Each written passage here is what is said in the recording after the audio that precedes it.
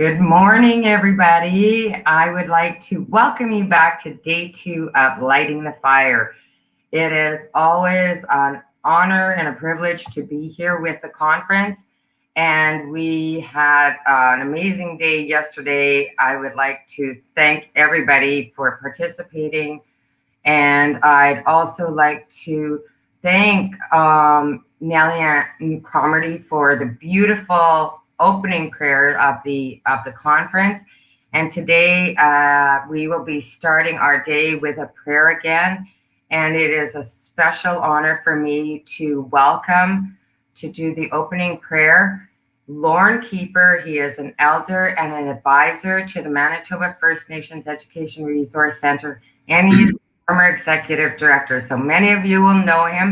He served 18 years, and it is really special and an honor to have you with us today, Lorne.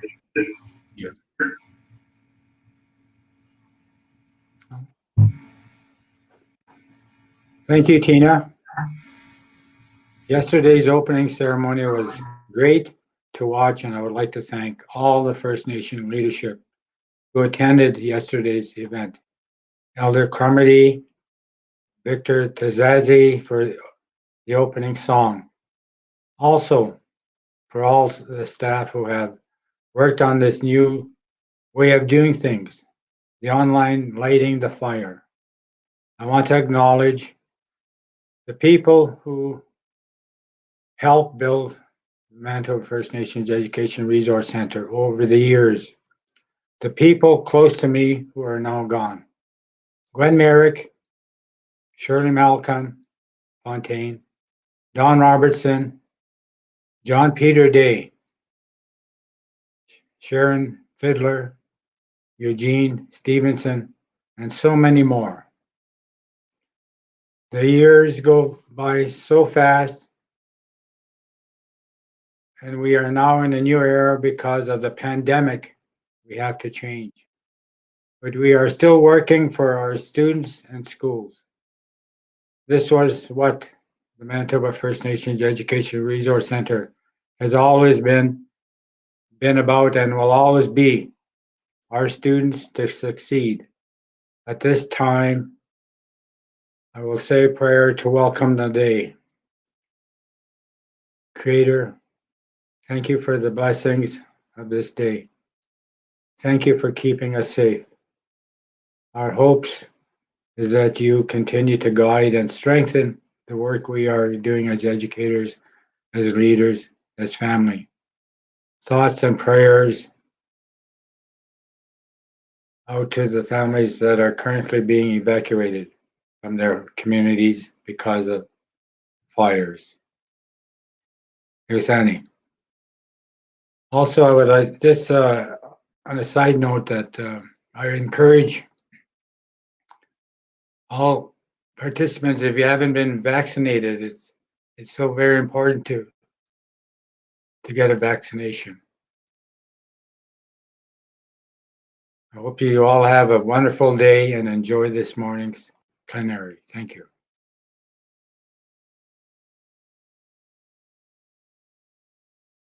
That was Kinanaskamatin, Lorne. I'd like to thank you for that beautiful prayer. I would like to thank you for acknowledging all the past education leaders and the opening drum song, and also to acknowledge the families and the communities and what they're going through in this era of the pandemic. And we wish you well, and we have wishes of good, safe health for you and your family as well. I would like to now let you know, everybody, that we have a keynote speaker, and this woman is an icon in Canada, and she is also a friend. And I have been so blessed and graced with her presence over the years. And she is an extraordinary person. She is an amazing woman, an individual, but also a daughter, a mother, and a partner. And so it is a real joy to have her here at this as our keynote speaker on day 2 of Lighting the Fire. So I'm going to introduce you to her. She is Juanique Horn-Miller, and similar to the arduous process of making wampum beads, the journey of that which Juanique Horn-Miller has done doesn't begin and end with being an Olympic water polo athlete. A Mohawk from the Kahnawake Mohawk territory near Montreal, Juanique was behind the lines during the Oka crisis in 1990 when she was stabbed by a Canadian soldier's bayonet. It was a near-death experience that marked a turning point in her life. Juanique has overcome discrimination and violence to emerge as one of North America's most inspiring female Indigenous speakers, facilitators, and advocates with a compelling perspective and dynamic stories to share. Juanique is an advocate for building Indigenous sport and has worked with the Assembly of First Nations to develop their sport, fitness, and health strategy. Please, everybody, welcome Juanique Horn-Miller. Good morning, everybody. Segos Ganagoaga. I'm asking if your spirit's big today. It is a beautiful day in May, and I'm so honored to be here, to be with all of you. When I got the message from one of the fabulous Keeper sisters, Joy, a couple weeks ago to come and join you today, I was honored. I just wish I could be there in person.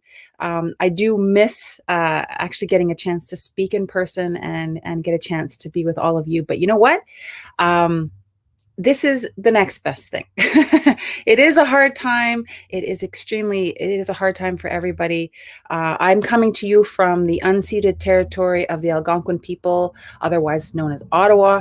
But I'm from Kahnawake and Ohsweken, where my mother and my father are from. And I'm a very proud Bear Clan woman and a mother of 3. So I also have a couple kids in a room that are homeschooling. So they might pop in here. I told them, unless there's a flood or something, leave me alone. But you never know how that is. Everybody knows the pandemic. There's always something that happens, and it's okay. I mean, I think you'll all understand and get to meet my kids. But I really want to thank Tina for that intro, Elder Lauren, and I do definitely want to acknowledge this has been one heck of a year. It's been hard. It has been challenging. It has been so many things. And I don't even like to use the word unprecedented anymore because that's been used too much. But, it's something that also has made us have to question and think about things like finding our balance. How do we find our balance when the ground we're walking on is so, uncertain? And, as a mom of 3 small kids, it's been even more challenging and a little bit more scary for me. And, I've really had to go back to a lot of my, teachings and a lot of the way I was raised to kind of remind myself that we can do this. And, but I want to share a bit of that story for you. So I am a Mohawk. I'm a former retired Olympic athlete, highly retired. I've been through a few things, but I don't represent anybody but myself. I'm not a leader. I'm not a spokesperson. I am just me. But you might have heard of, other people speak to the same things I've been through. Raised by a single Indigenous mom, dad went to residential school. All of that kind of stuff is in my family as well. And that did leave a mark on our family and really was something that we had to manage and deal with as we grew up. So I also went through some other things. And so maybe in my 45 years, I might have a story to tell, and hopefully you take away a little bit of something from my story. So I want to share that with you. I'm hoping you can see this and not just me, but finding my balance. At 45, this is something that definitely has been a hard fought.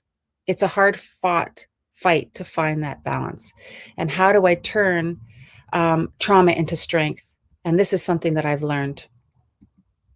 This is a picture of me actually playing water polo in Winnipeg, woo, at the Pan American Games when I won gold in 1990. So a little bit of that historical of me playing water polo. Now, I'm very lucky. So I was raised by a single mom, but I'm extremely lucky that she is a fluent speaker in Mohawk. She didn't go to residential school. She went to day school. And she has always told us, if you really want to understand how our people think, it is in our language. And she says, I can't speak for any other of the indigenous languages, but I know Mohawk, we weren't a written language until recently. And the way our language was spoken and developed was our people, our ancestors would see something. They would see something happen and they'd have to describe it. So it's a very descriptive language. But what's cool, she said, is it's also kind of like a snapshot into an experience that one of our ancestors had at that time. And that, if you want to understand how we think and see the world, you have to understand our language. And so growing up, she really instilled certain words and in understanding our philosophy. In the Mohawk culture, we have the great law of peace. We have a lot of things, but we don't have the 7 sacred teachings kind of teachings that they have in Anishinaabe culture. But we do have some very embedded ways of understanding and how we're supposed to live our lives. And a very important word to us is this word. So, Ganarunquatsara, really long word. And if you ask a language keeper, they'll always tell you, English is not a complex enough language to explain what we're saying, but we'll try to explain it. And this is basically it's the ultimate power energy in the world. And it's the power of love. And she, for instance, if you say to somebody, you want to say, I love you. It's funny because the word love is overused now to say, oh, I love your shoes or I love that movie. But when you say, Ezo ganarunquatsara, you are saying something really profound. You are saying, I have this big well of positive energy in me, and I want to share it with you. I love you. That's what you're saying when you say Ezo ganarunqua. And so my mom would often tell me and my sisters, when we were kids, that you really have to make decisions based on love, based on that ganarunquatsara, that teaching. And she would say, first you have to take care of your body. That body that creation gave you.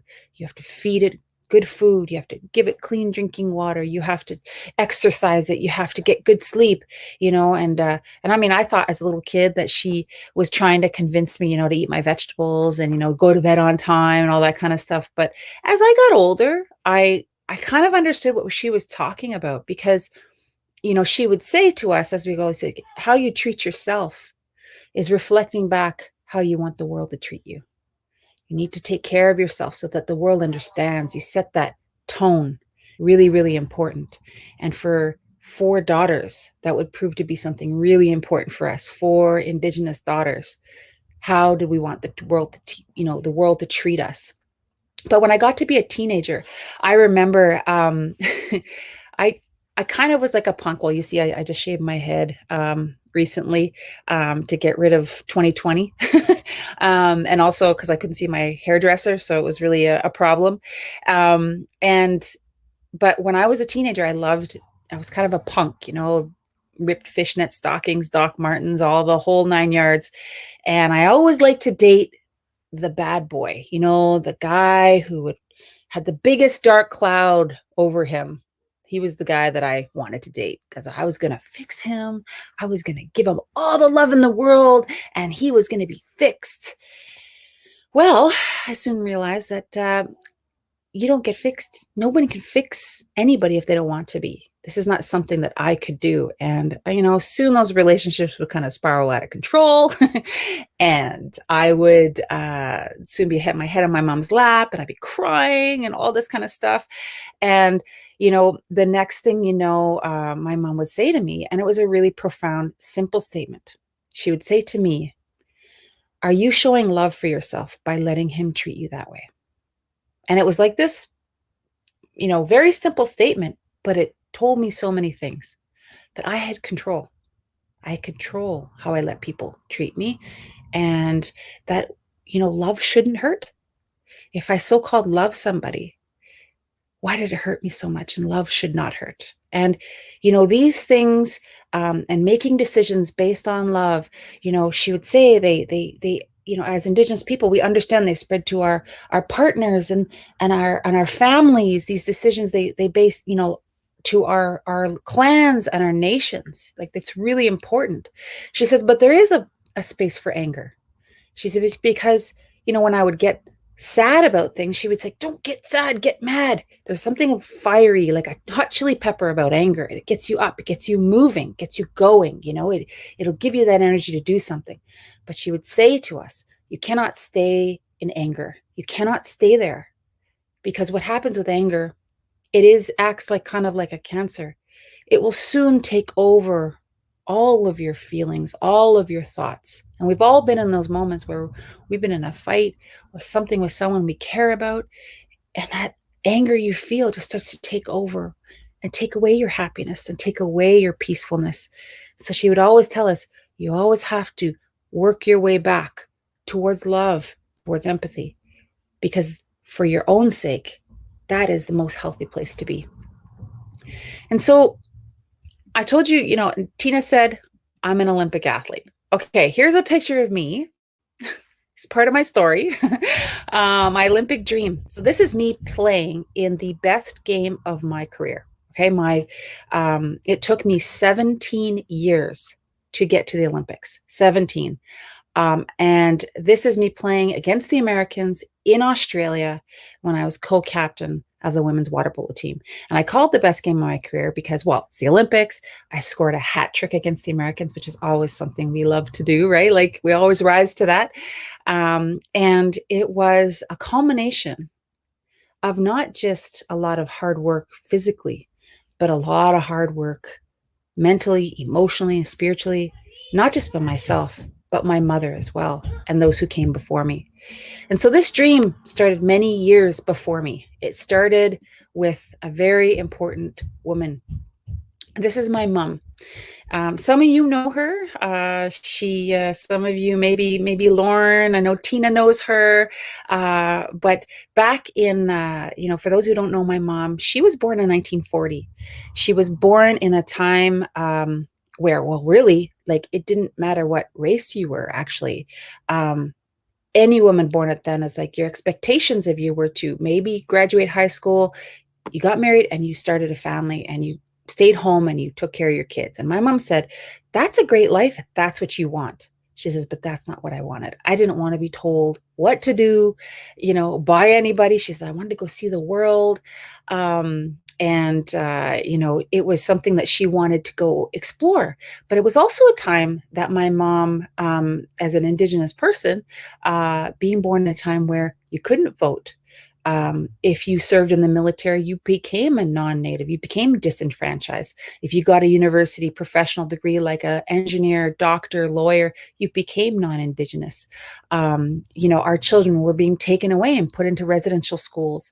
Our women at that time were being forced sterilized. So these are things that, my mom understood, that she wasn't on even playing field. And she became one of Canada's first Native rights activists. And I remember asking her, Mom, what was it that really kind of clicked with you, that this is a path you wanted to go down? She said, well, when I was 14 years old, my mom, she comes from a big family of 9. She would often spend summers and a lot of time at her grandparents' house. And her grandfather is a war chief. And, in our culture, a war chief is a very powerful person, very influential. They are like the chief of police, the principal, and the guidance counselor, all wrapped up into one, right? And she saw him as that powerful person. And our territory is on the south shore of Montreal. And what happened was the government decided that they wanted to dig the St. Lawrence Seaway. So that would be where all the tanker ships would come in from the Gulf of St. Lawrence, from the ocean, and get into the Great Lakes. And so they expropriated all our waterfront, just took it. And my grandfather fought it and fought it and fought it and went to Ottawa and fought it. And he actually couldn't stop it. And they basically dug to the front of his home where he was out on a farm. He had a farm, and they forcibly removed him and then kept digging right through his home. And she remembers seeing this and saying to herself, the most powerful person in her world had no power when it came to the federal government and the non-native world. And so she became very active in the 60s. Very kind of blew people's mind a little bit. She was a model, very contemporary looking, very, very contemporary, like obviously walking the catwalks and stuff like that. But she also spoke fluent Mohawk, raised traditionally, understood, a lot more about the history of Canada, the reality, treaties, all these things. And so she kind of blew people's minds. And she's well known for a few things. One, you can actually see this online. It'd be kind of cool to check it out.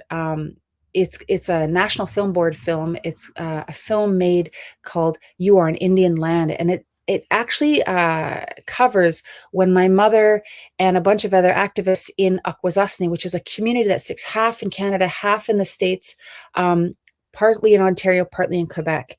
And if you wanted to see a relative on the other side of the community, you had to go over an international border, and they'd often give you a hard time. And we have something called the Jay Treaty, which many of you know about.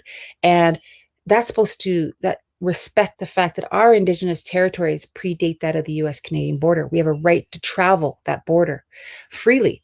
Well, they weren't respecting that. So early in a January morning, they're all decided to blockade this massive bridge that covers the St. Lawrence. And there's my mom, like all 5'6" of her, 118 pounds. And she's getting arrested and thrown in a cop car and charged with assaulting 22 Ontario provincial police. But sounds like a lot, but if you know my mother, 5 for sure. She's pretty tough, but 22 is a little extreme. So she's known for that. She's also known for letting rats and mice go in the Department of Indian Affairs in the 60s to protest the dumping of garbage in our community of Kahnawake. And, she was a woman who here's her picture of her where she's trying to get into Buckingham Palace to serve the Queen with a letter stating that she's claiming England in the name of the Mohawk Nation. And this guy's asking her, what are you talking about? She says, well, you came to North America and there were millions of us there and you just claimed it. I said, I'm doing it right back at you. And so if you ask my mom today, she's 81, she'll still tell you that England is Mohawk territory. But my mom was a very, she traveled. She was, she was really active into the civil rights movement in the 60s. And she was 31 when she started having kids. And that was kind of old, like grandma territory, if you think about it. And here she was, a single mom. And here's a picture of me. I'm third of the 4 daughters. I was born before the digital era. So as you all know, the first child gets a whole bunch of beautiful studio shots. And then I come along and I think there's 2 pictures of me as a baby. I think I look a little surprised that my photos getting taken, but my mom was, she understood. She really, really understood better than most the world in which her daughters were going to be being brought up in. And so she knew she couldn't control all of those factors, but she could control a few things. So she made 2 really important decisions in our life. One, no drugs and alcohol were allowed in our home. And this is the 70s. She didn't even let people smoke anywhere near her, house. And I remember asking her, Mom, why was that so important to you? And she said, well, I wanted my girls to dream. I wanted them to dream. And they needed to know when they put their head down at night on their pillows that they were in a safe place, that nothing was going to happen, that their mind didn't have to worry, and be on guard, that they would be the safest they could be so they could dream as big as possible. And, I think about that now that I'm a mom and what a valuable gift it was for us to have the ability to dream. The second decision she made was she, as a single mom, she got a job in Ottawa and she moved us all there, and she rented out this 2-bedroom apartment right across from the YMCA, 2 bedrooms. And she rented out the 2 bedrooms to 2 elderly people, and we slept on a pullout couch. And with that extra money, she put us into sports. And she, at the YMCA, she bought us a full membership at the Y. And she chose sports for us that were not judged sports. She used to say to us all the time, I don't want your nativeness, your Indianness to get in the way. Like anytime a judge or anybody could say, well, you're too weird, you're too different. She's like, I wanted you to race against something that would give us the most fairness, and that's the clock. And so running and swimming is what we became active in. She wanted us to learn. So my mom is, she's not a person who ever dictated, you're going to do this and you're going to do this. But she knew, she said, I am raising the next generation of disease-free, high-achieving warriors, her daughters. And in order to get us there, to get to where we wanted to go, our dreams, that we were going to need to have some very important skills that would get us there. And perseverance. Now, holy cow, is that hard to teach? It's hard to teach even more now that we live in more of an instant gratification culture. I have my cell phone here, and we probably all know that a text message, you expect a response in like 30 seconds, right? Think about The Voice, America's Got Talent, all of these shows that kind of chronicle this immediately rise to fame. Whereas in reality, dreams take so long. The perseverance that you have to kind of sometimes have delayed gratification for the work that you're putting in. And 17 years getting me to the Olympics, I'm going to tell you, there was nothing really selfie worthy for a majority of that time, but that perseverance would get me up at 5:30 in the morning in a snowstorm, -25, and in a car to a pool, freezing cold, to swim for 4 hours. That is what perseverance is. And she knew we needed to understand this. And sports was where she thought we could learn this.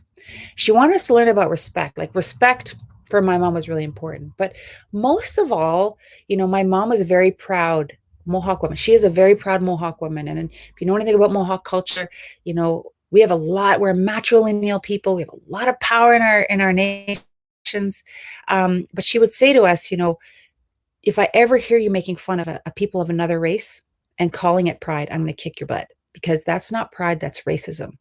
She says, you have to remember that our teachings state that before anything, we are human. We're born into this world, a human being. And in your journey to getting where you want to go, whatever that is you want to achieve, you're going to have to make that human connection with a lot of other people to help you along the way, to help you get where you're going to go. So she wanted us to understand that respect and that human connection was really important to her. And then accomplishment. My mom was all about, like, I don't care what you choose to do. You do it to the best of your capability. Our people did not do things half-assed. We do not come from a people who did things half-assed. They didn't have the luxury of doing things half-assed.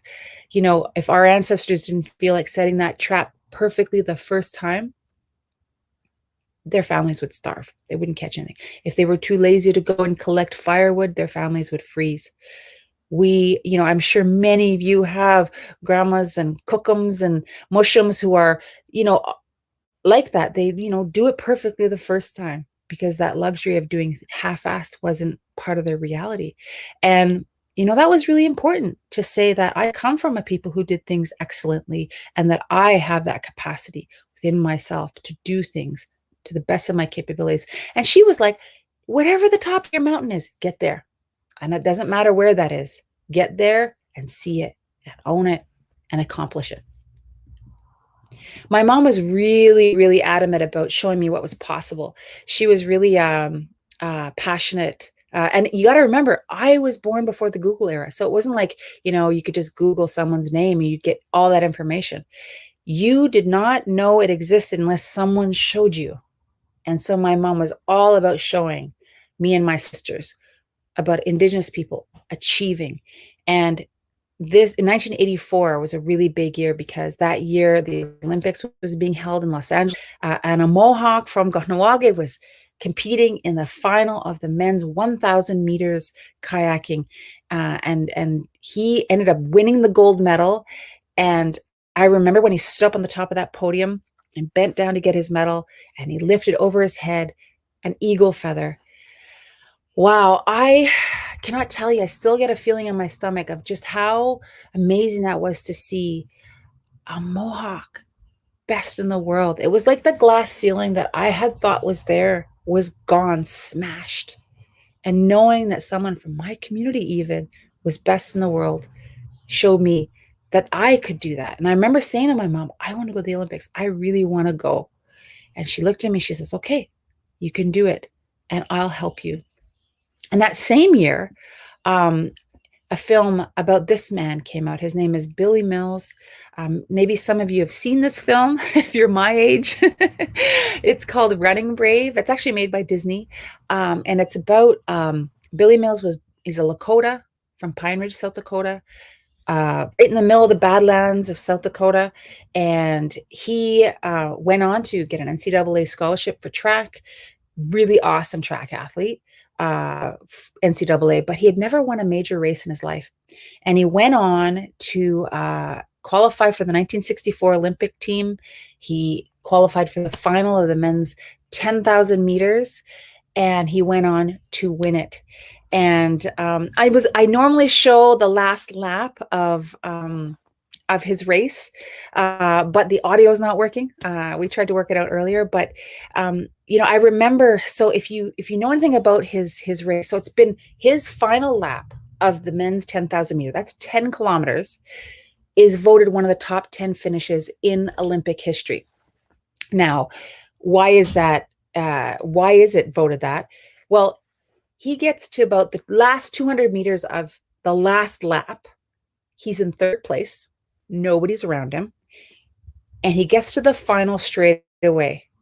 And one of the rules that I always learned when I was a track athlete was you don't go near anybody on the track because someone can hit you, they can trip you, they can do all this stuff to you.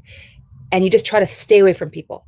Well, he gets into that last straightaway. He gets hit. He has to run way out, come back in, and he sprints by the defending Olympic champion and the world record holder to win the men's 10,000 meters. And many years later, obviously, I got to actually work with him. And I remember the first thing I asked him was, Billy, I said, why did you, you're in third position. That's a bronze medal. No, you cannot have a popsicle right now. Okay, have a popsicle. Sorry, guys. It's my son. They know when to ask me for things right when I'm presenting because I can't say no, right? Anyway, so I remember asking him, I said, so you're at the 200 meter mark, secure bronze medal, and why would you chance it? You got into the scrum. You could have been tripped. You could have fallen. Anything could have happened. And he said, the first thing he said to me was, you know what, Wanique? Number one, I didn't train to come third. I trained like I was going to win the gold medal. And he said, and sometimes when you have a dream, you will put 98% of yourself on the table and you keep back just a little bit of yourself. And he said, you know why you do that? I said, no, why? He says, because in case of you fall, in case you fail, that little bit of yourself, you need to pick yourself back up.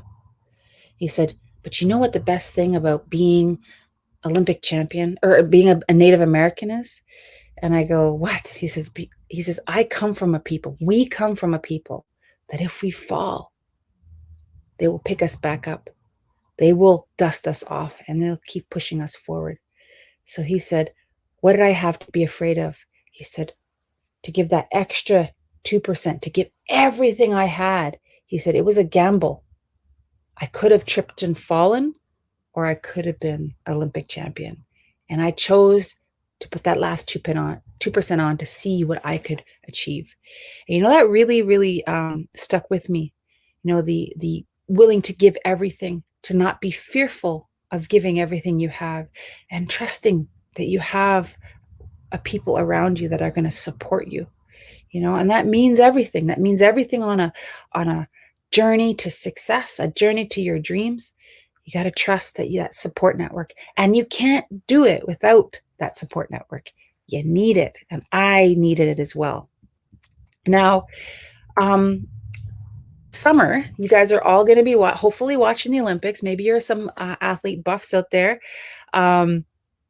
But one thing you'll notice, and I used to always think about this when I'd be watching the Olympics, and I'd see these Olympic people getting their medals, and they'd be looking at the medal and they'd be crying, and I'd be like, oh, what? Why are they crying? Like, what is that? And when I finally made it to the Olympics, and when I got a chance to hold I didn't win an Olympic medal. Okay, I'm just letting you know I came fifth. But I understood it's not necessarily that last race or that last tournament that really defines that medal. It's when you look over your shoulder and you look at the journey that you have walked, you have run, you have crawled, but also the decisions you've made. And many times throughout my career, I sat in a fork in the road when things happened to me, and I said, am I going to quit? Or I'm going to keep going. And you cry because you're so thankful that you kept going.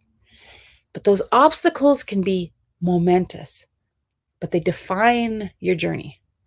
They define the power of a dream, because these obstacles are what you have to get over to get to that end dream. And for me, that happened during the Oka crisis when I was 14 years old. I remember, it's funny, as it's becoming summer, it reminds me of that summer after grade 9. I was kind of sleeping in, and the Oka crisis breaks out in Kahnawake, in Kanesatake, and we were fighting to stop the expansion of a 9-hole golf course to 18 holes. And I remember, I still think back to that summer and what I saw. Like, I remember when I sat at night on the blockades in Kahnawake and saw the race riots. I had experienced racism as a kid. I had, and I'm sure a lot of you have. But these were things like, I dealt a lot with my fists, or if it was at a sports competition, I could sometimes reckon it with my physical ability as an athlete. But when I saw those race riots, I was terrified, because they hated me not because of me, but because of what I was, a Mohawk, a Native person. And it was terrifying seeing Mohawks being burnt in effigy. It was so ugly, and it was so terrifying. I remember watching them stone our elders' cars as they were leaving Kahnawake, trying to take our elders into the city to take them to the hospital and to safety, and watching the police do nothing, knowing, like, you brought up your whole life that these police are supposed to protect you. Well, I realized then nobody was going to protect me but my own people. And, I saw a lot of stuff like that, but I also saw a lot of empowering things, really powerful things, like women like Ellen Gabriel and Jenny Jack and people like that standing up and being leaders, spokeswomen, and our men respecting that, holding them up. And I remember watching my people fight off the army when they tried to land in our community with their fists, saying no. I remember watching different protest camps across the country. I remember hearing about the big one in Winnipeg at the legislature, and how people came to lend their support from all walks of life. It wasn't just Native people, but lots of different people smuggling food to us. I still meet so many people over the last 31 years that have told me that was, you got to remember that wasn't the era of Google. And Indigenous issues, the real history of Canada, what has happened to our people, Section 35, treaties, all of these things were it's like systematically being kept out of the education system, being basically trying to erased from history in Canada. Well, every night for 78 days, these things were on the national news, on the front page of newspapers. There was no going back to this ignorance that Canada had purposely put into place. It was now a time for awakening, like being shook awake.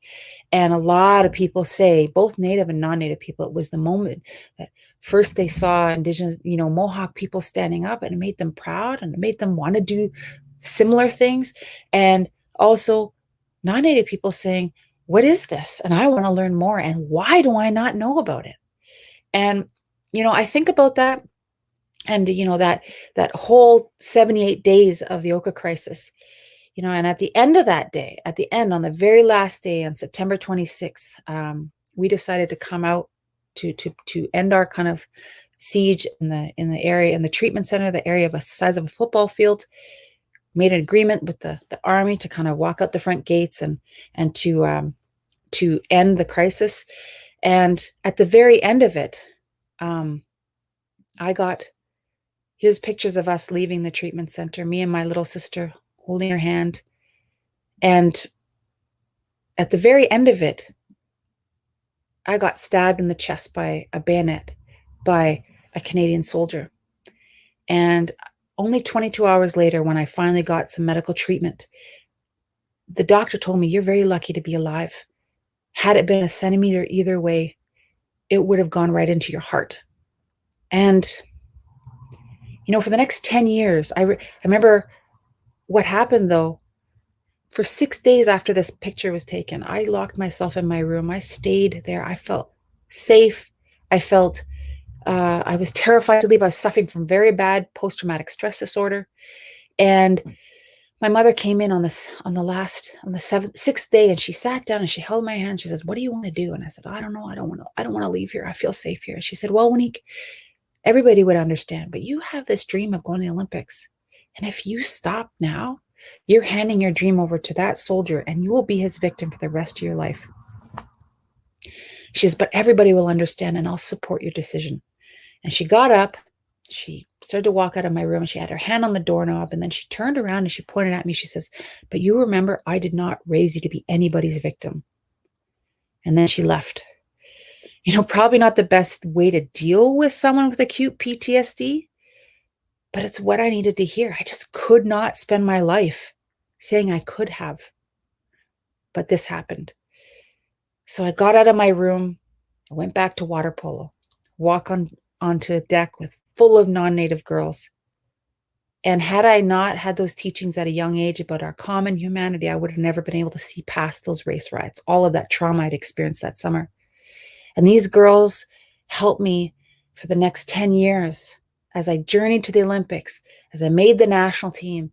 I went into the national team, and so many times I was in this world, this system that didn't care that I was Native. They didn't care about anything. It was such a indifference to me. And I remember so many times I wanted to quit. I was so tired of it, felt so lonely. And I remember a promise I made not long after this photo was taken to my little sister, who was 4 at the time. I said to her, you're going to be successful. We are going to be, don't you worry, you're going to be successful. And I knew that if I was her biggest role model. She copied everything I did as a little girl. And I remember looking at her, and I knew that if I quit, I was showing her how to quit. And the only way she was going to know how to succeed was if I showed her how. So I promised her, I'm like, okay, one more day, I'll go back. And some days that would be a week of promises, a month of promises. But those promises and that little girl watching me and my love for her, it got me to the Olympics. And, I think about that, and when you see and what we're going through right now and everything that our people have been through, we are resilient. I don't care what anybody says. We're here because we are resilient. We are here because our ancestors refuse to give up and give in. They fought and fought and fought through it all. And we're the generation now that we've inherited all that resiliency, all of that power, all of that never give up. And it's our turn to take it to the next level. Let's not just survive, let's thrive. Let's go. Let's take it. Let's run with it. Let's fly. Let's take over, because we have that power. Our parents have worked so hard to give us safety, to give us steps to success. They've worked really hard, and I think about that. And resilience is like a muscle. It has memory. It stores and it learns. And every single time we go through something, it gets smarter, you get more powerful. But right now, what we're going through with COVID and everything, that well of resilience that our ancestors have given us, that we have drawn from and reminded ourselves of who we are, our ability to get through what we're going through right now, we are adding to that resiliency of our people, of our whole nations. And generations to come will look back on how we managed right now and how we were able to endure all of this. And they're going to say, we can do it too. They did it. And they came out stronger on the other end. And, I think I just wanted to share as I'm about to end. I know I'm going a little long, but that 2 decisions, sometimes we feel like we need to change the world, do everything, can be overwhelming. But what my mom showed me with her 2 choices for us, she was able to make incredible change. Out of that decision of no drugs and alcohol in her home and to put us into sports, and her stick with itness, always having our back. Sometimes that's the only person that had my back was my mom and my sisters. We're a team. And this team was able to have Dr. Ogisto Horn. She's the woman on the very left, first Mohawk woman doctor from my community. The other end is Dr. Gahandi Horn Miller, professor of Indigenous Studies. And then my little sister right in the middle, Ganya Dio. She's an award-winning actor now and a mom too. She's got a little boy. And she might know her from some shows called, Letterkenny. She's been in video games, Assassin's Creed. Like, she's awesome. And if you're interested in having a good laugh, she does a podcast with my mom called Coffee with My Ma about some of my mom's antics back in the day. And then there's me. I went to the Olympics. And so finding balance, it's something that you need to work at. You need help with. And remember that you are someone's role model. And don't be scared to try.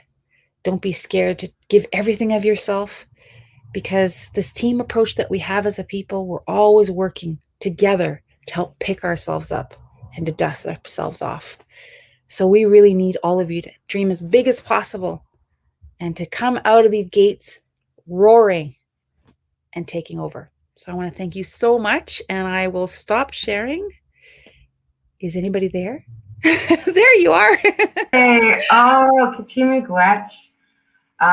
Juanita, I love hearing you speak. It's absolutely energizing and so powerful. And like you say, you actually inspire that energy that says, yeah, I want to just keep going, and I want to build, and I want to thrive. And it's so, I guess the whole, really what I find is that it's so real. Like, the fact that, you talk about, you are so real as a person. You come across as, just such a lovely, gracious, kind, caring person, generous person. And, you don't have this feeling that I'm from some different category of life than, the rest of people. So your sharing is very inspiring because of that. And I think that people feel a lot of when you share is also the idea that it breaks the idea that somehow you're different than other people. Like a lot of people think that people that have, a lot of success or have succeeded, they think that there's been no challenges. They think that's why they've succeeded. You know, and what you've shared is that you have succeeded almost like, you know, the challenges are opportunities to learn, like from your, like what your mom said, going back to the story about your grandfather, right? To, and what that lesson learned was, and then moving forward, and how she, you know, figured out how to protect and incubate her children and what that did. And, you know, I'm wondering if that there is, like, how are you finding it as a mother? Like, and especially now too, in this challenge of the pandemic. Can I just ask you that? You know what? It's funny because you know, I just the one area of my life, like I'm pretty confident as an athlete and done a lot of speaking and in all that. I'm confident with people, but the one area of my life that I have always struggled to find confidence is in parenting. So I Oh, don't ever give parenting advice because I'm like, holy crap. The only time I'm going to be able to say I did a good job is when I see my children like my age. I'll be like, okay, oh, I did a good job. Okay. But because I stress and I antagonize over every decision.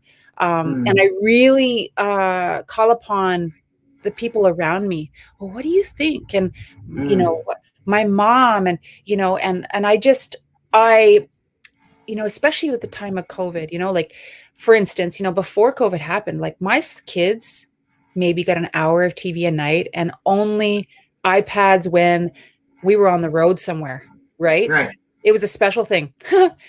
Now it's like screen palooza. Like it's just right. crazy. These are like parenting rules, and you're just like, oh gosh, um, I I think that it is hard, and I can't imagine. I'm so humbled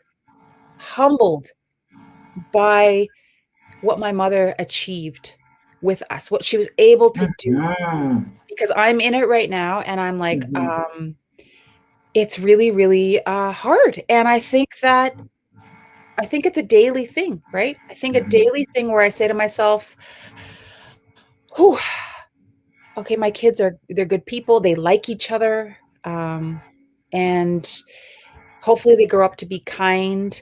Like it's funny because I think we talk. Our generation, we've talked before, Tina, about remember when we were kids, and remember like you talk about the poverty, right? You talk about poverty, you joke about it, or the hard times, or the third hand mhm, clothes, and all these things that we grew up, and it's kind of like that rite of passage is that maybe that made us who we are today. Well, all parents are like, I'm going to do better. My kids are going to they're going to have what they need. They are going to, they're not going to school in third hand clothes. Like but then you worry. mhm, I'm like, well, maybe they need a little more hardship to, how do you kind of give them all that love without taking away the learning and the appreciation. So that's what I try to, I'm right. trying to kind of manage that, because I want to take out of the equation of being Indigenous, out of it for future generations, is take out the poverty that's no longer part of who we are,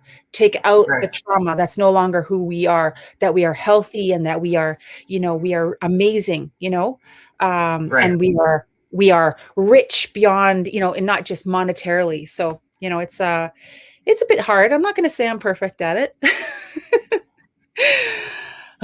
Well, Yeah. I have to say that I'm so grateful, as I know our viewers and our participants are. I just want to share, a few comments. Wow, definitely an awesome keynote speaker. Before we are anything, we are human. She quoted you. Such a beautiful spirit you have, Winnie. Thank you for the presentation. That was another one said, my friend took that photo of the young person holding the eagle feather. It was a picture of his grandson. Excellent presentation. So, it was, your presentation was really profound. And I found that like sharing with us, your journeys, what like that, and the challenge to your journey as an athlete, which was just something that was probably one of the most horrific experiences that anybody could ever go through. And, to be able to like hear your mother and to be able to feel that and know that she's always there for you, that safety and protection, like she will take you there. That is so blessed, like that story. But I always think that one of the things that, my late auntie had shared with me was that miracles are real things, and that's what your story reminded me of. Like when we talk about miracles and those blessings, those are real. And that's really what I got from you. And it's just like, and there's and in the resiliency and the power is all the beauty. It was a really, really beautiful presentation. Just two things. I mean, yesterday I got a chance to speak to a whole bunch of students, high school students out in Ontario. And one of them asked me, do you think you'd be the person you are today if you hadn't gone through that Oka crisis? And I've actually been asked that a few times. It's like, or what's the one thing you could have done without? And even in myself, I'm like, I think to myself, would I have been who I am? But then I remember, like my sisters, my older sisters weren't at Oka, and they're really successful. Right. And they became doctors and they're ass kickers, and then also, right. I think that if I had not, I was a good athlete even before that. I was like provincial champion in swimming and all these things. So I'm going to tell you, I probably would have enjoyed the process more. There was such a hard edge to me. There was such a hard edge to me, that entire thing, that I didn't enjoy it as much as I could have. And that's what I want my kids. I want our kids to enjoy, enjoy life and enjoy their successes and enjoy the moments along the way, and not feel that sense of overwhelming urgency that I felt pretty much throughout my career. And, another thing that people often ask me, speaking about my mom, and she, they always always ask me, what's the best memory of your Olympics? Right? That's the question I get. And I mean, of course, it's playing at the Olympics and doing all that kind of stuff. And obviously playing at the top of my game and scoring many goals at the Olympics. It's always a prideful thing. I remember I actually had to, because this is before cell phones, I had to fight Venus and Serena Williams for a phone booth to call my family. And I won. But I met Muhammad Ali. Wow. But that's not the best memory of my Olympics. So the very first, the night before my first game was, I called my mom, and I was going to play the Russians the next day.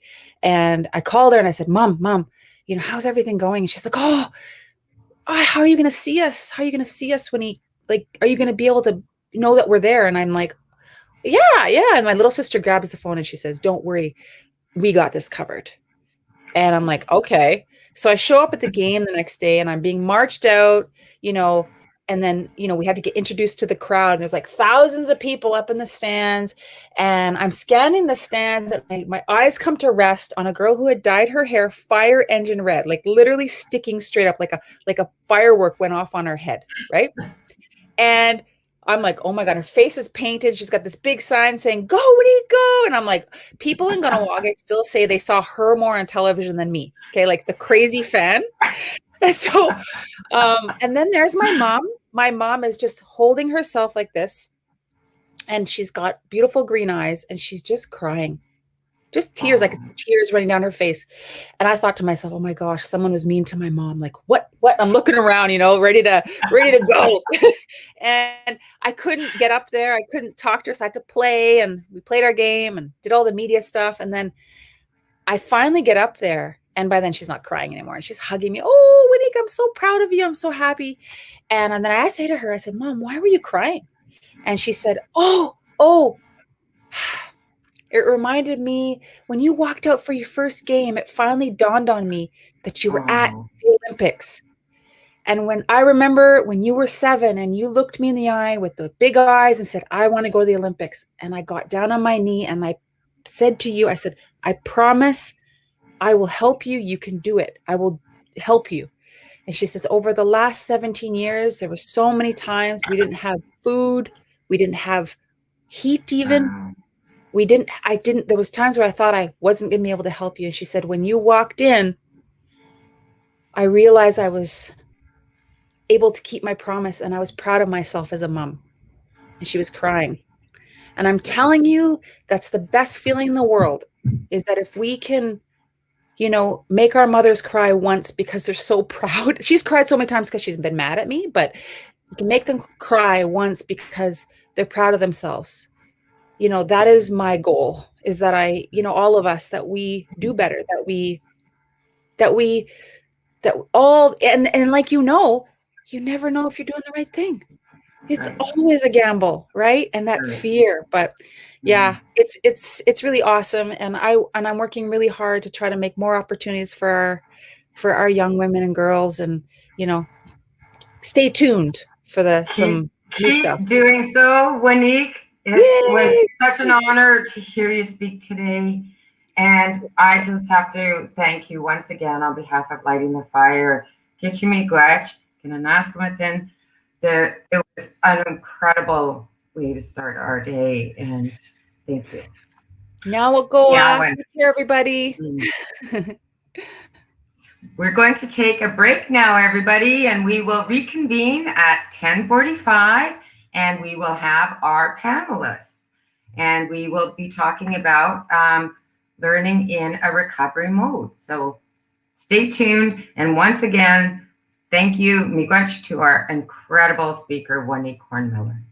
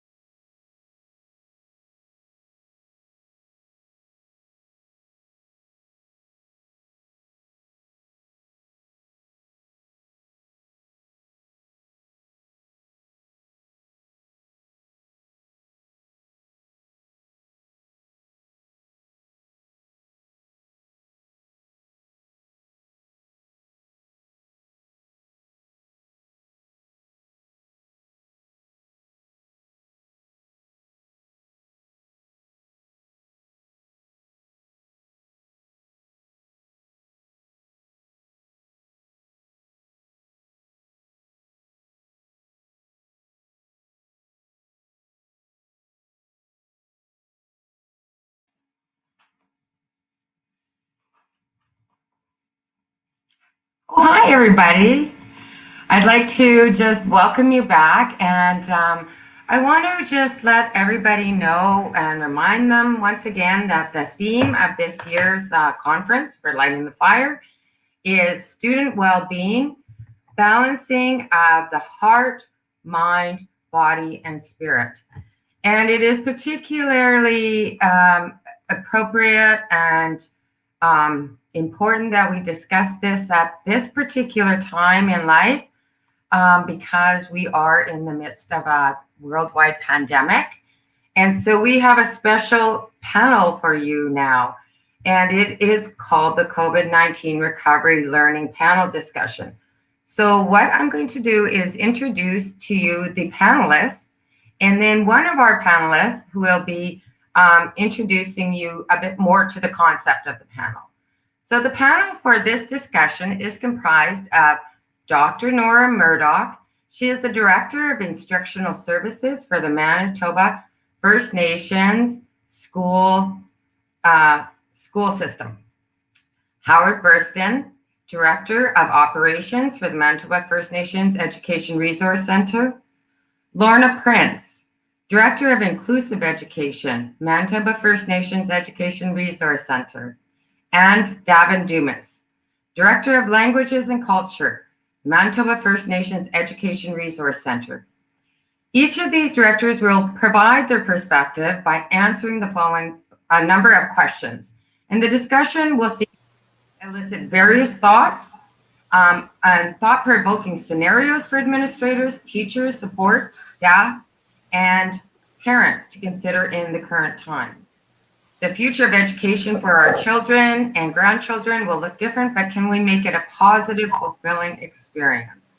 I would like to now hand it over to Davin Dumas, the Director of Languages and Cultures, and he's going to give you some more information about this panel and why it was brought together. Miigwech Tina for that introduction, and Anim Boju Akena, Davin Dumas Disnikas, Kali Kwendon Gatnidonchi. So as Tina had mentioned, I'm Davin Dumas. I'm the Director of Languages and Cultures for MFNERC. And just to give a little background, with the pandemic and these unprecedented times, education is faced with something that we never imagined would happen, and that's the pandemic, which has caused lockdowns, school closures, and illness. And as part of our discussions that we've had with principals and directors, the concept or idea of recovery learning has become prevalent, and MFNERC has been asked to begin to work on some ideas regarding recovery learning. So we put this panel together to begin the process and perhaps start the conversation for some educators to consider as they move forward in educating the children. So with that, we can get into the questions, and each of us, I think, bring a unique perspective from our areas to answering the questions. And I hope that we're able to trigger some ideas and thoughts in the whole process of the concept of recovery learning.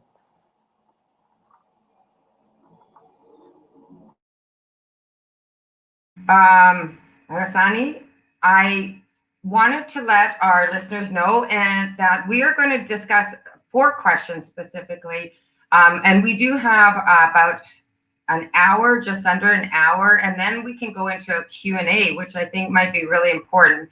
And even if we go less time on the questions and then into a longer Q&A, I think that would work as well.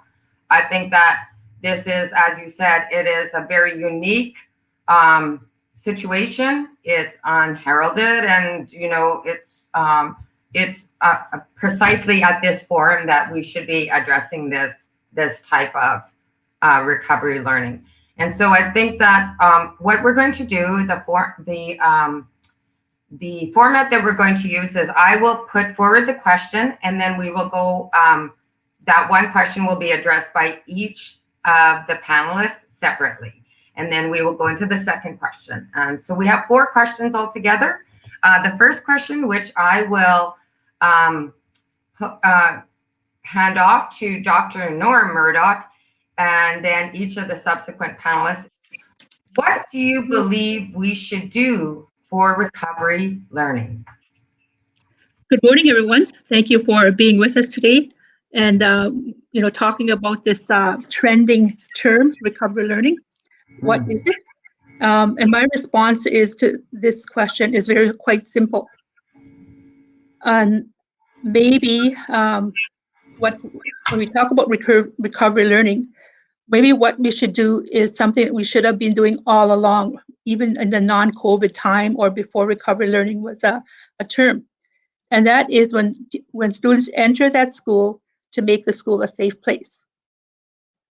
When they come back to school eventually, and when we're really focusing on recovery learning, as soon as they walk in through the doors of that school, welcome them and nurture the relationship before you think of teaching those provincial or other learning outcomes.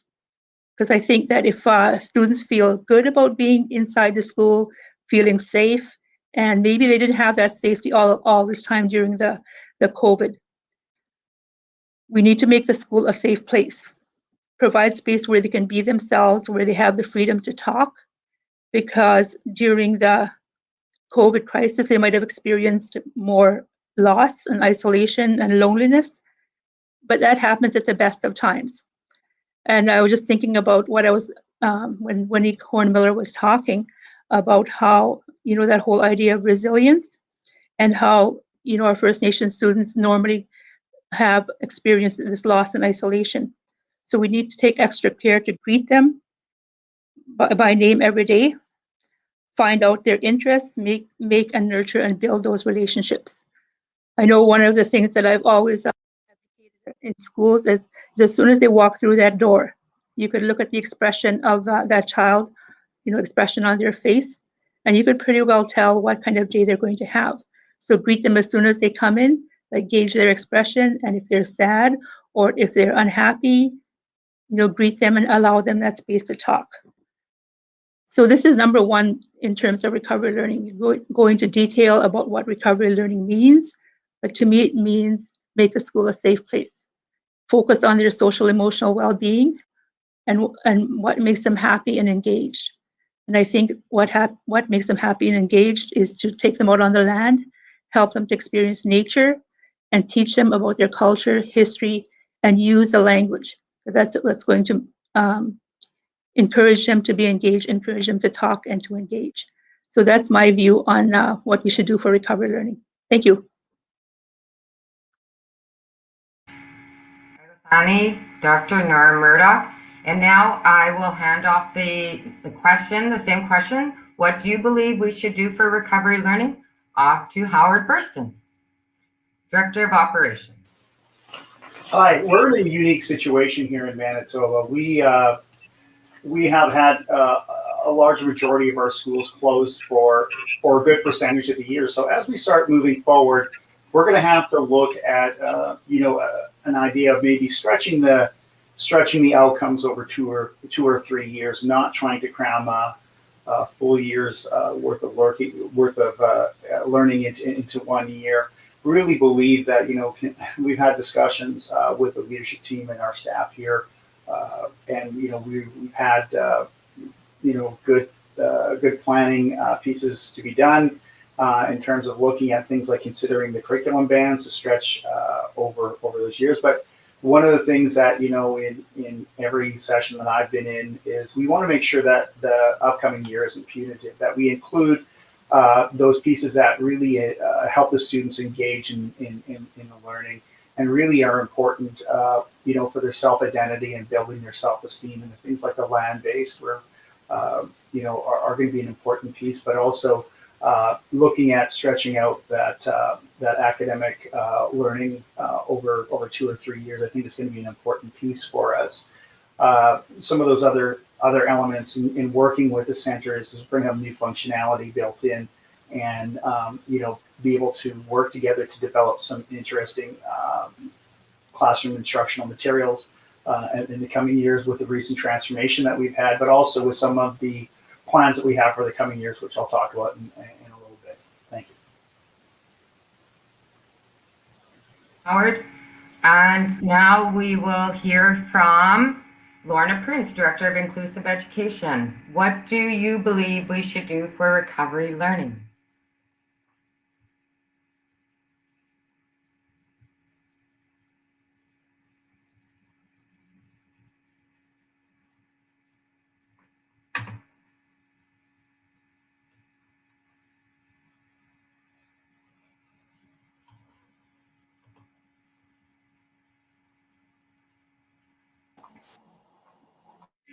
Okay, Lorna, I'm so sorry to interrupt you, but for whatever reason, it's a technical reason, we could not hear you. So let's just, I hope that nobody minds if I just ask that we maybe work with the technicians behind the, okay, so behind the scenes. Can we just see if you're unmuted now? Lorna? Is that good? Can you Oh, hear me now? good. There we go. Thank All you right. so much. And again, Lorna Prince, she is the Director of Inclusion. And what do you think that we need to do for recovery learning? Thank you, Tina. Good morning, everyone. Thank you for being with us today. I believe that to help students transition from remote learning to recovery learning, all areas of the school program needs to be reviewed to determine where the greatest need is. And we do recognize that there are many areas that will require support, but I think we also have to be mindful that we have to be realistic about what we can do and recognize that this is going to be a process that may take more than the next school year to address. Um, our department, the Department of Inclusive Education Services, does provide support in 3 program areas, and that's specialized education services, clinical services, and the Training Institute. So in terms of recovery learning and the school programs for students, I can provide suggestions for resuming specialized education services and clinical services. So prior to moving to remote learning, the department staff was working with school staff to meet the additional support needs of students on their caseloads. So students may have been receiving supports in the area of student well-being, speech and language, occupational therapy, physical therapy, school psychology, audiology, DHH, ASL, healthcare planning, and remedial literacy supports. So the first step would be to determine what the previous caseloads were and to identify if services were provided virtually for students. And so for these students, as well as other students who have not received any services, we have to consider whether a reassessment is warranted to determine if their therapy plans are still relevant. I can recommend that school administration or the resource teacher reach out to the special education facilitator assigned to the school to coordinate a meeting with the department staff. The clinical staff can meet with the school team to provide a summary of their caseloads and to determine what the next steps will be for that particular school. We recognize that each of the schools are unique and the next steps will vary depending on the support staff available at the school. We also have special education facilitators, literacy coaches, and school psychologists who are all available to support the academic needs of students. In closing, I think it's important to ask yourself, what would you like to see in your school? What will recovery learning look like? And what changes will need to occur to be successful? Your ideas are good starting points for conversations that can be had at the school level and will help us to identify how we can support you in your program areas. Miigwech. Lorna, that is like really comprehensive, and that is the task is large, like, right? So I think that this is a really good opportunity for people to, again, at the end we can do a Q&A, and if people have questions, so thank you so much for that. Let's go to Davin, Director of Languages and Cultures, and what do you believe we should do for recovery learning? All right, thank you, Tina. Yeah, I believe that the recovery learning process is going to take a long time for those students that are currently enrolled in school. And to echo some of what the other panelists have mentioned, I don't think we need to try and cram 2 years worth of schoolwork into the next year to try and meet the age grade progression set by Manitoba Education. We need to plan and learn to meet the needs of the students. It's going to be different, teaching them from where they are now and moving that progression forward in a way that does not stress out students, parents, and teachers. I think the whole idea of trying to catch up or recover what has been missed over the duration of the pandemic, I think is creating stress on education leaders, teachers, parents, and students. And I think if we come to a realization that we're not going to be able to do that within a year, that it's going to be an ongoing process, and to make everybody understand that there's no one at fault. It's nobody's fault that this has happened, and there's no urgency to complete grade 12 as early as possible. That is unrealistic goals, I think, a lot of times. And some of the work and research that I've been involved with in the past, First Nation students need a bit more time in school, and graduating early to attend post-secondary does not lead to significantly high success rates. And some of the research indicates that the average post-secondary completion for age is around 28 years old for First Nations. So by trying to catch them up per se, so they graduate 17, 18, to get them into post-secondary, there's no rush, is what I guess is what I'm saying. And but and again, we have students that are at all different levels and have progressed differently during the pandemic. And I think we need to look at planning recovery learning, as we're still really, really deep into the pandemic right now. We're nowhere near beyond the pandemic, and we got some time yet, I think, before this pandemic starts to subside. So, but definitely the planning process can start now. But Great, Gavin. Such an excellent point. Like, being that we are deep into the pandemic right now, and this is, unprecedented. So, I really appreciate that, and I like that. The idea that you presented, which is people are in stress. There is a lot of stress, and that we have to try and lessen that stress. And I think that was a point that, Nora made very clear too. Which is the idea of well-being is like, aligns perfectly with the theme, but it's like, that's why it's the theme. It's so important. So I really appreciate that. I'm going to go on to the next question, and I'm going to go back to Dr. Nora Murdoch.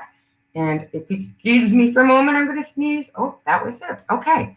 So our next question on this panel of COVID-19 recovery learning, the next question is, how do you see the impact of recovery learning on the social, emotional wellness of children and staff? Dr. Nora Murdoch. Oh, sorry. I press that button. I used Lorna's trick. There we go. I pressed the unmute button. Okay, thank you for all the panelists who gave those answers.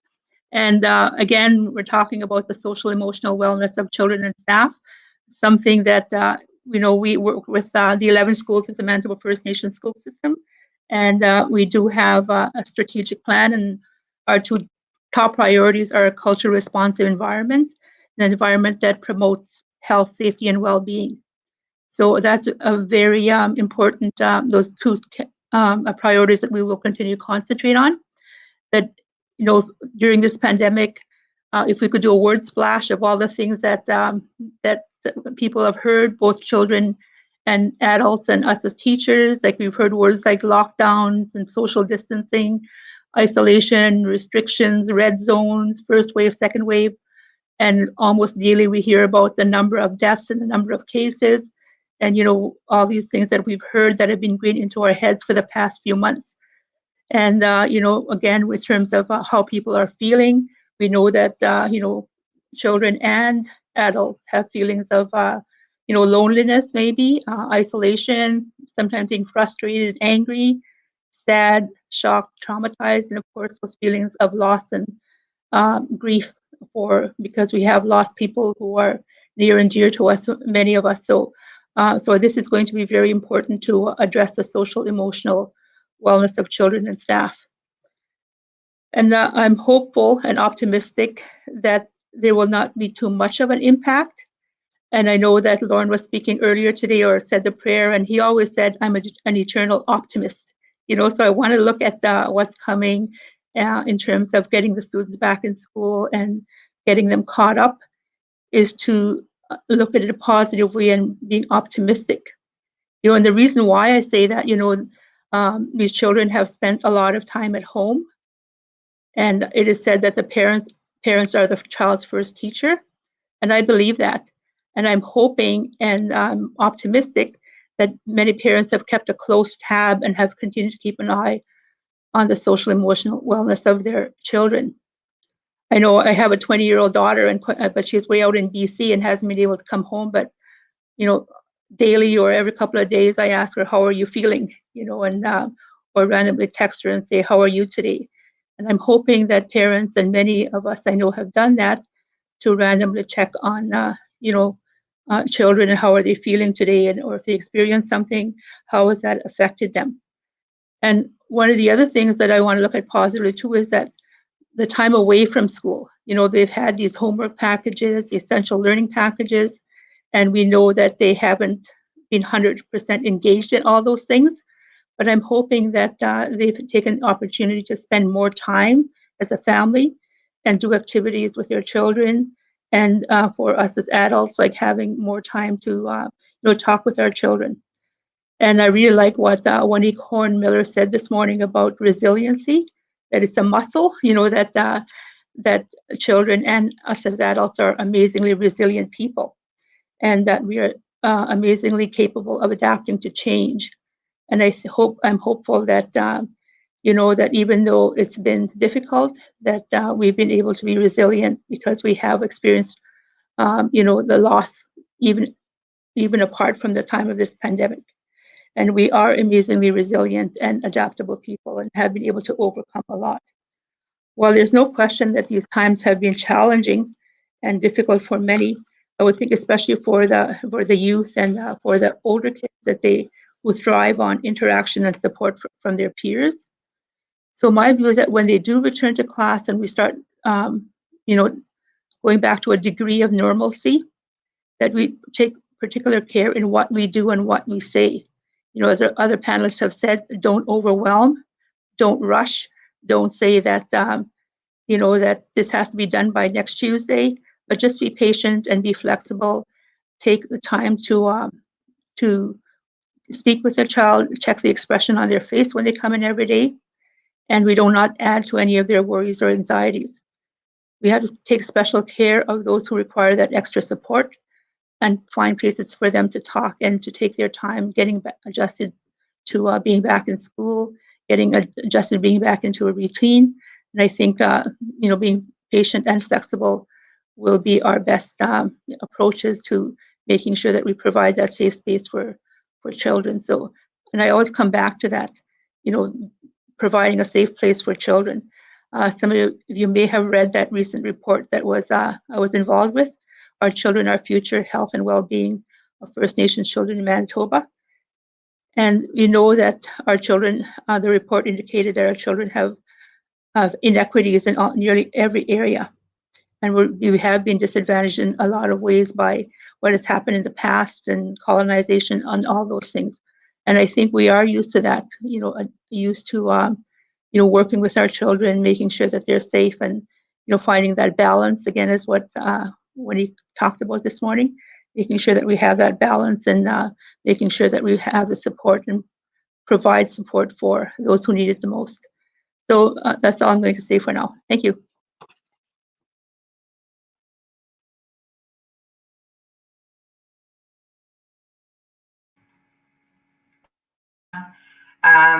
I'm going to now hand off this question. How do you see the impact of recovery learning on the social emotional wellness of children and staff? To Howard Burston, Director of Operations. Hi, it's been both working with teachers and living with a teacher. I've seen the stress and strain that my wife and our friends in the communities have gone through this year in terms of being up late, changing strategies, whether that's remote learning packages or whether the teachers are preparing online lessons, which in many cases is something a totally new skill set that they've had to learn. My concern as we start moving forward with the social and wellness of our children and staff is to have a plan put in place where we actually take a look at what we're doing in the classroom and look at some of the extra days that have been added in over the past 5 or 6 years here, and really determine what the priorities are over the next 2 or 3 years, and really invest the time in the recovery learning process and determining what those priorities are for the academic wellness of our students, and really start taking a look at with our school staff those planning pods that can happen within schools. One of the concerns I have is when you start taking a look at our students, them having the opportunity to go out on the land, to be with their friends, to be with the elders, to talk about their experiences and their frustrations. So it could be an important piece of that healing process and getting back in. And when we start taking a look, at helping the kids as they come back into the classroom, and they're gonna need some reminders, right? Again, as they start moving back into the classroom versus being at home, especially here in Manitoba, where a number of our communities have been shut down for a good percentage of years, we'll have to reintroduce those classroom rules in a healthy and positive manner, and really start taking a look at implementing things that my parents talked about in terms of implementing the 7 teachings and looking at it from respecting yourself to respecting the classroom to respecting the environment, and really doing it in a healthy and good way, but also looking at for the mental wellness of our educators, doing a check-in with them and having peer groups where they can debrief after midway through the week or at the end of the week, where they can go and have some discussions, because there's nothing that makes you feel a little better, where you had a struggle and then all of a sudden somebody else, well, I had that same issue. And then, you have that ability then to sit there and problem solve together in a professional learning community. I think that's going to be very important for us going forward, because we are going to be moving into another era here in terms of the post-pandemic learning environment. And I think it's going to be very important that our instructional leaders are going to be, critical in overseeing their staff and making sure that their staff are safe and not stressed out. One of the things that we are proposing is in terms of some of the planning pieces for extra help for First Nations, and we're advocating for with ISK right now, is looking at possibly having a teacher set aside, a school instructional coach that will sit and help other teachers plan and work through the assessment processes. And it's something that we talked about here at the center, and I think that's a key and important piece. I think that also utilizing some of the services that are available through the MFNERC clinical services is going to be also very important. So again, I'm sure that Lorna will talk about it, but when we start taking a look at that, we have to take on that responsibility ourselves to make sure that our teams, and checking in and walking around as leaders, that our team, when we see a stressed member, that we address it, that we don't walk by, that that we make sure that we're engaged in a very humanistic way with our educators, because it is a stressful time. It has been a stressful year and a half. And again, this new process is going to be, again, something a little different. So again, making sure that our educators are well supported and that their needs are being met, it's going to be important for our children's learning in the next few years. Thank you.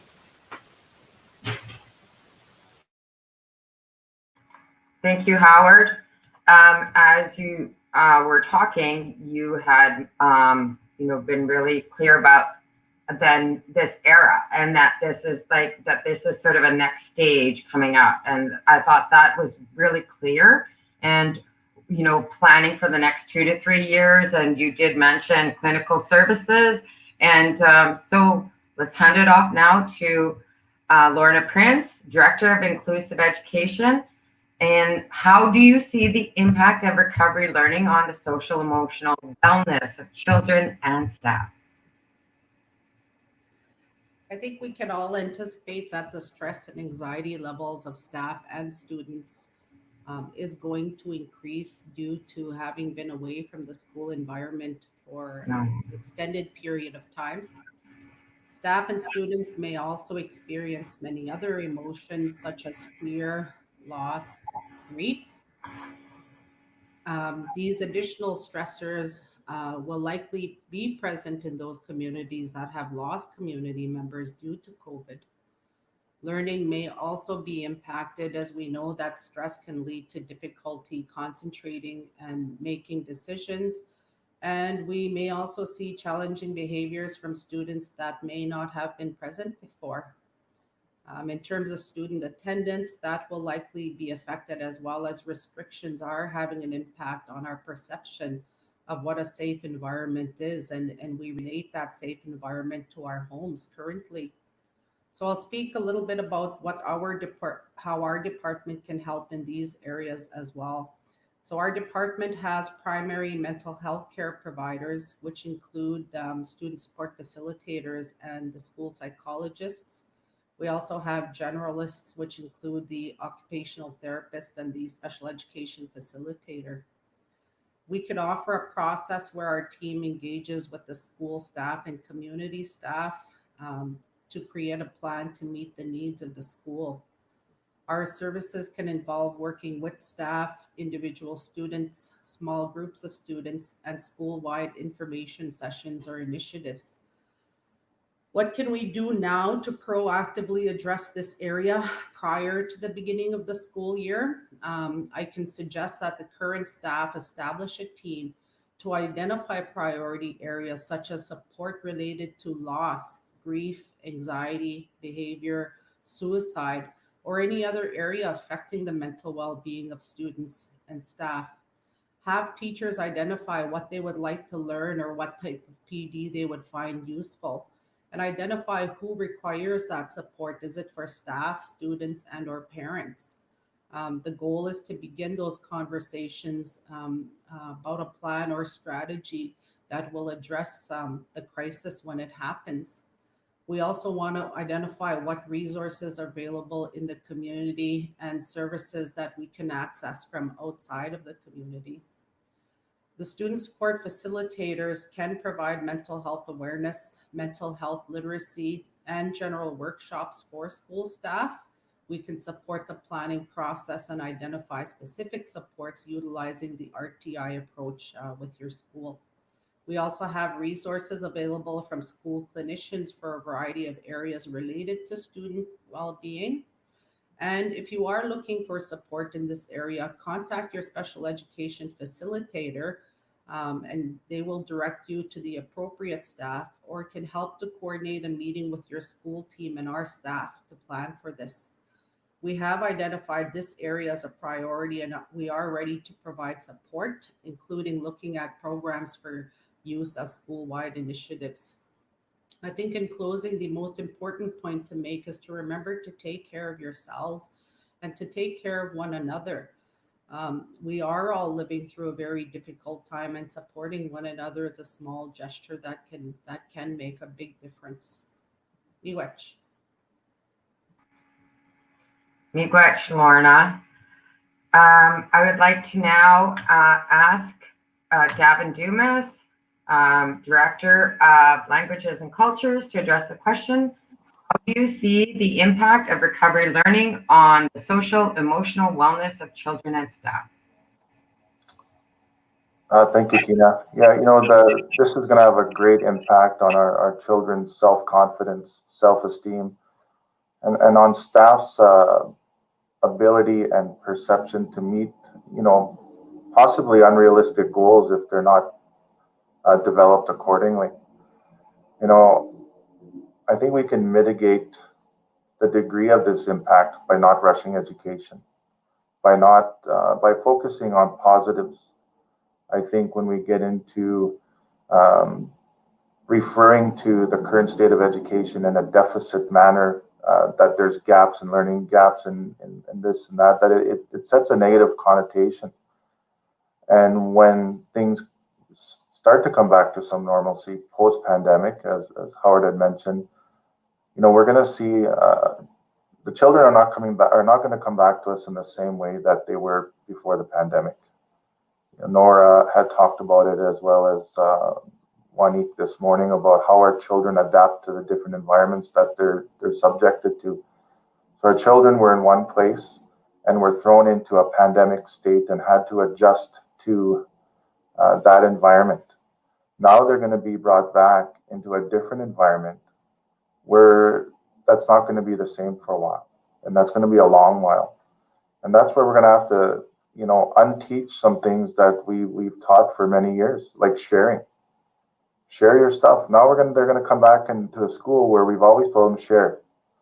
Now we're going to tell them you can't share, you can't hold hands, you have to sanitize. So again, it's going to be a change in an environment for them. They're not coming back to what they traditionally known as being in the schools. But at the same time, I think it's an excellent time to engage in land-based education and the learning of our First Nation languages. Students receive a wealth of knowledge from the land and their language. We need to set specific time aside to teach values of respect, caring, love, and also the effects of the pandemic, recognizing what the pandemic has done and how it's changed the way we think, how we react to each other. We need to be honest with children and explain how what that has done to change us. And even you hear stories of how adults are treating each other in the world for not wearing a mask properly, for being from a different province, having an Ontario license plate, driving around, people getting mad at them. So it has changed the way we look and think about things. And we need to rely on our elders. Over the last 3 to 6 months, I've been listening to a number of elders speak in different online engagements and meetings, and they talk about how this illness was predicted by our elders in the past. They had said that a great illness will come as a result of not respecting the land. So changing our view of taking from the land and not respecting the land will be an important part of education, I believe, for our children.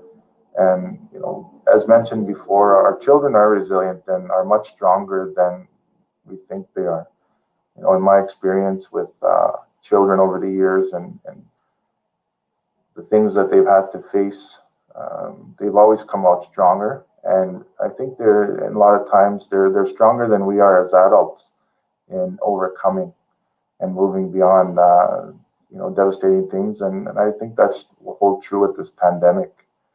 And we can definitely work to support schools, children, and communities from MFNERC. So that's where I'm at with social emotional wellness of our children and staff. Agosani, Davin Dumas, I'd like to just take a moment before we move on to the next question and just address when you're all talking about this, because it is so challenging and it's very difficult at the individual, family, community level, and then within the school system. But really what I hear too is that, that as you said, Davin, the children are resilient.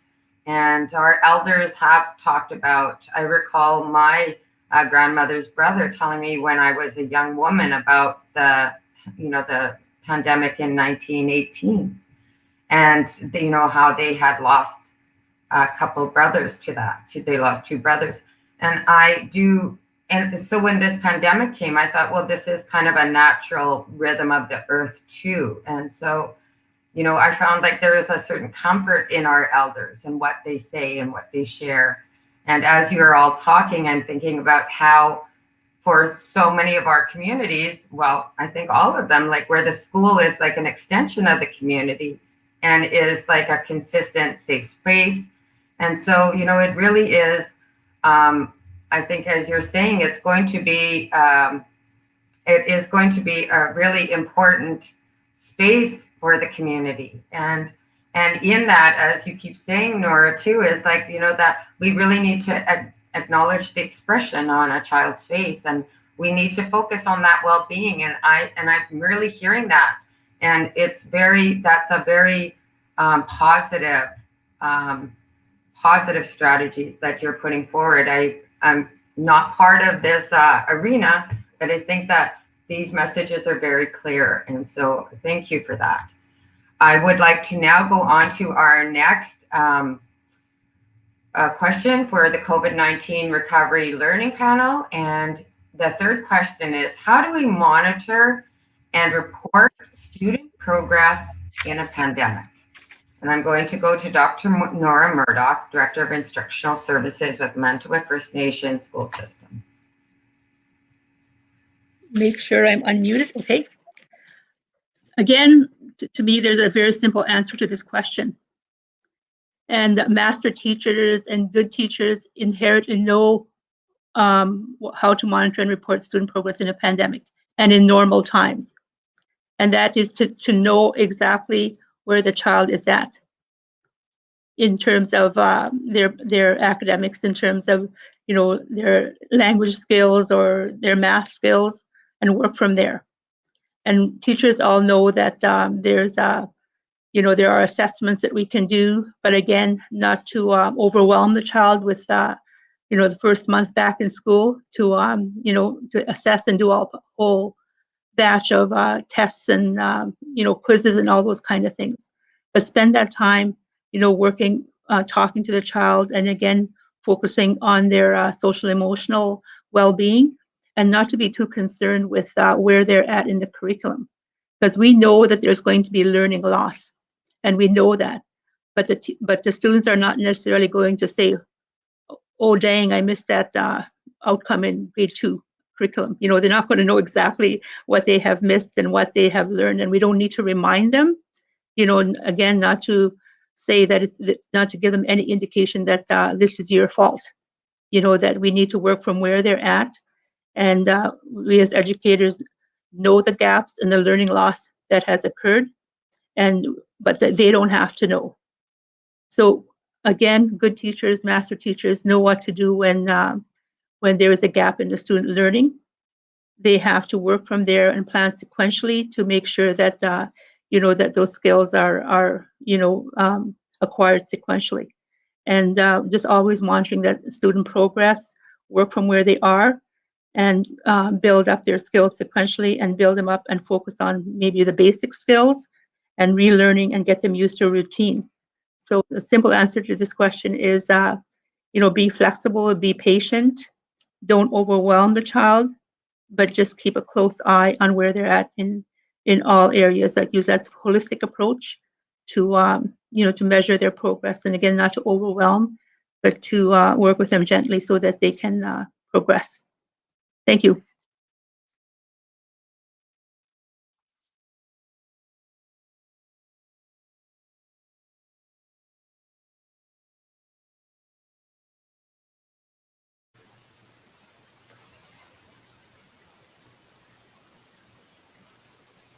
You're muted there.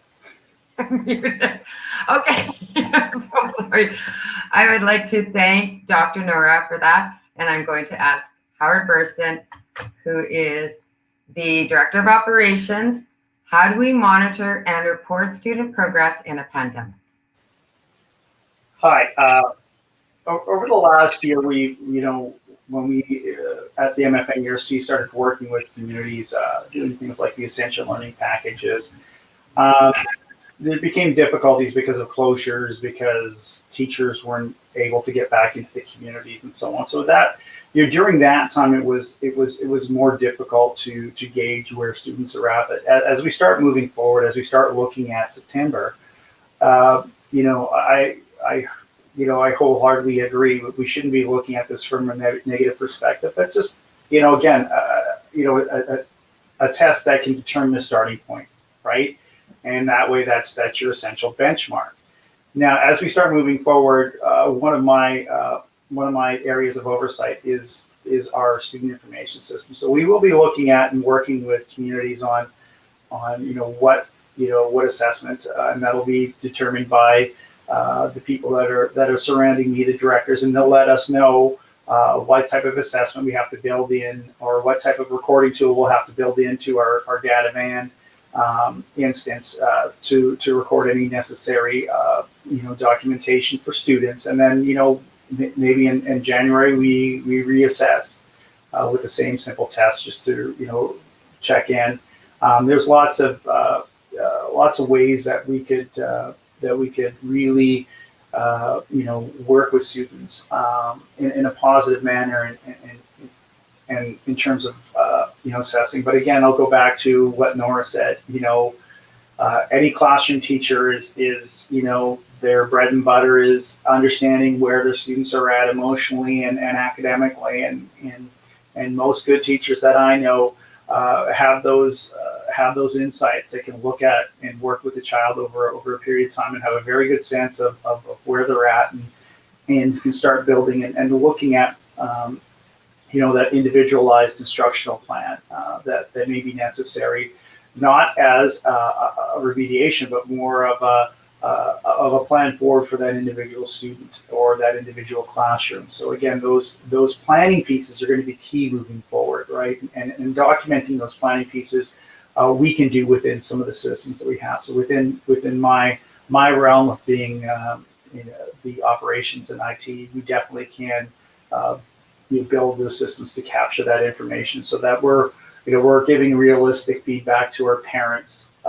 where their child is at, and again, exactly what the other panelists have said.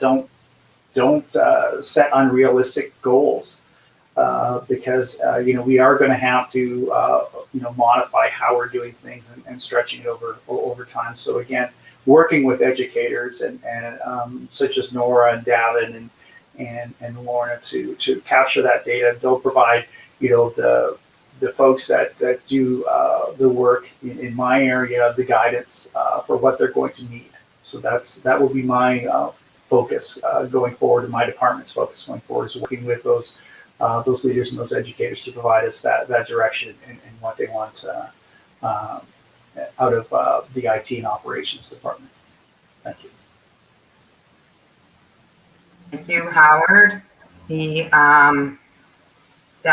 There's so many aspects to, and so congratulations on all of you being part of this panel and whoever put the panel together, because you guys are providing such great perspectives from different functions of the resource center and the school system. So I really find it so interesting. We're going to go on to Lorna Prince, Director of Inclusive Education. How do we monitor and report student progress in a pandemic? This question provides a good opportunity to talk about the little IEP box on the report card. The term IEP is used to refer to a student-specific plan, or more specifically, an adapted education plan, as it relates to the provincial curriculum. An adapted education plan is created for students working on curricular outcomes, but those students may not necessarily be working at grade level. So they're created to identify the specific knowledge and skills that students are going to be working towards and we can determine what those knowledge what that knowledge is and those skills by looking at the curriculum as a continuum and identifying where we need to start for each student. Regardless of where students are at on that continuum, checking that IEP box would give the receiving teacher an indication that the student is not likely working at grade level, but will continue to work towards the same curricular outcomes as everyone else. So this approach really is just about addressing the specific needs of every student, and it's based on starting with where they're at and building their knowledge and skills from there. Miigwech. Miigwech, Lorna. And now I'm going to ask Gavin Dumas, Director of Languages and Cultures, the same question. How do we monitor and report student progress in a pandemic? So we've been asked in different meetings by principals and directors, what are we going to put on the report cards for this year, for our reporting periods for the end of the year that's coming up. And it's again, I don't think there's an urgency in having a report card mark at this time. I think we do need to monitor the progress that children have made with the essential learning packages, homework packages, or online learning that they've done, and reporting on that.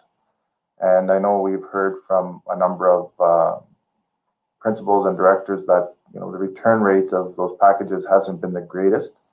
But again, there's lots that influences that. Some communities being in complete lockdown, not being able to travel within the community, staff not being able to return to the community after leaving for medical appointments and so forth. So there's a lot of different reasons as to why learning has been interrupted, as a direct result of the pandemic. And with the recent announcement from Manitoba Education that all students are going to pass this year again, regardless. So I think right there, we should take that as a stepping stone to start directing us in planning for next year's activities and planning for possible return to school and how we can monitor or record student levels in academics. So schools and communities can start to talk about what they want to target for education for their schools and their communities. And by doing that, they can plan to use the appropriate assessments. Howard talked about short, easy assessments to gauge a quick level in reading and math, so that individual plans can be made to meet student needs, as an example. And this is where MFNERC again can support our member schools in the assessment process and starting to develop plans and things like that. So I think it's going to be important that we take what the students knew pre-pandemic, build off of that with what they've learned or what they've completed in essential learning packages and online learning, and start from there, assess and start creating a plan for instruction. Rich. I gotta say, I'm going to now move into the final question, and then we should have time to get to some questions. We do have some questions that have come from our participants that are out there who have joined our conference. So I will go finally to the last question, and this is a great question. Who needs to be involved in, and how do we prepare for recovery learning? Dr. Nora Murdoch. Hey, hello, this is a good question and the hardest question, I think, and might take a long time to answer, but to keep it brief, who needs to be involved and how do we prepare? For teachers have to be involved. They have to start planning now, do those individual education plans, work with your peers, your colleagues, and work with the parents in terms of getting the students prepared for recovery learning. For sure, parents have to be involved, the community, the support staff, the elders and grandparents, the staff from the resource center and from the Manitoba First Nations school system. We do have, for example, the intervention support facilitator and our different facilitators in the subject areas that they need to be involved and will support, the teachers who are planning. Basically, that we've heard of that term, it takes a village, that we need to work together and collaborate with, even at the community level, with, the different entities in the community, and how do we support this child? And I think we can look at it that way. How do we support individual children to be able to recover, whatever way that they need to recover to get back into that positive environment of learning and being able to learn and looking forward. I heard it once said that each child needs 5 positive people in their lives, that support system. So I think we need to make sure that we have that support system. And again, referring back to Monique's talk this morning, that she talked about how important it was to have that support system, and it does. It could include a lot of people like the grandparents and parents, their siblings, which is making sure that there is a support system for that child. So again, it's not just because of recovery learning, but in normal times, this is what we also need to do to make sure that that we have parental involvement, make sure we do what is best for children, make sure that they have that support in all the different areas, and using a holistic approach. And how do we prepare for recovery learning? Like just planning, work from where the children are at, and work in a holistic manner of making sure that their social emotional well-being, their making sure that we're supporting them in all ways. Now, maybe I'll just end with I think this pandemic and going into this recovery learning, it gives us a great opportunity to do things in a different way. Not just continue with the workbooks and coloring sheets, or sitting students down in rows, or making sure that they cover all these outcomes in this provincial curriculum that everybody follows, and that even with our Manitoba First Nation school system, we do follow the provincial curriculum, but maybe just doing things in a different way so that we engage children meaningfully, making sure that more than ever that the school is a welcoming environment, that we're working with culturally responsive curriculum, making sure that students are engaged meaningfully, making sure that their identity as First Nations people, as Cree or Ojibwe or Dakota, making sure that their identity is recognized. And let's take this opportunity to, with recovery learning, to truly recover, what has been lost in the past through the education system. And I think that we can all work together to make sure that happens. Sometimes people have said the past few months, well, there's a positive side to this COVID pandemic, that we've had more time to stay at home. Like for me personally, I've had more time to stay at home, more time to fix up my house and, just be part of my house, because when it was normal times, I was away so often, and, and making sure that, that wellness and well-being and that balance is there for teachers and for our children and for the community. So I just want to give a shout out to, we do have a couple of our MFNSS facilitators who are presenting on community learning, in recovery learning using a community-based approach. So I hope you'll take that in, because that'll give you an idea of more of the detail of what MFNSS is doing in terms of recovery learning. So I just want to end with that and thank all the staff and all the teachers who are out there, the principals and administrators and the leadership who have responded so well to the pandemic, and working together and making sure that, that our students are going to be doing well, and making sure that our staff and, even the staff at the resource center, that we work collaboratively and continue to support each other and to get through this and to truly recover. So thank you. Asani, Dr. Murdoch. I will now hand it over to Howard Burston, Director of Operations for MFN ERC. Who needs to be involved in, and how do we prepare for recovery learning? Well, again, the engagements with parents, parents is going to be really important. We have to really, put strategies in place where we make the school more welcoming, and our communications with them and supporting students at home, that our parents become champions of education and supporting our students and making sure they're not becoming overwhelmed. That good communication from home is going to be essential as we move forward. In terms of who needs to be involved, I think that, it's been said before, it takes a whole community to raise a child. And, again, as we start moving forward, we need to have the elders in the school providing that long-term vision and that support for our students. We need to have, again, our administrators and our chiefs and councils working together to get the resources that the teachers are going to need and the administrators for this new planning.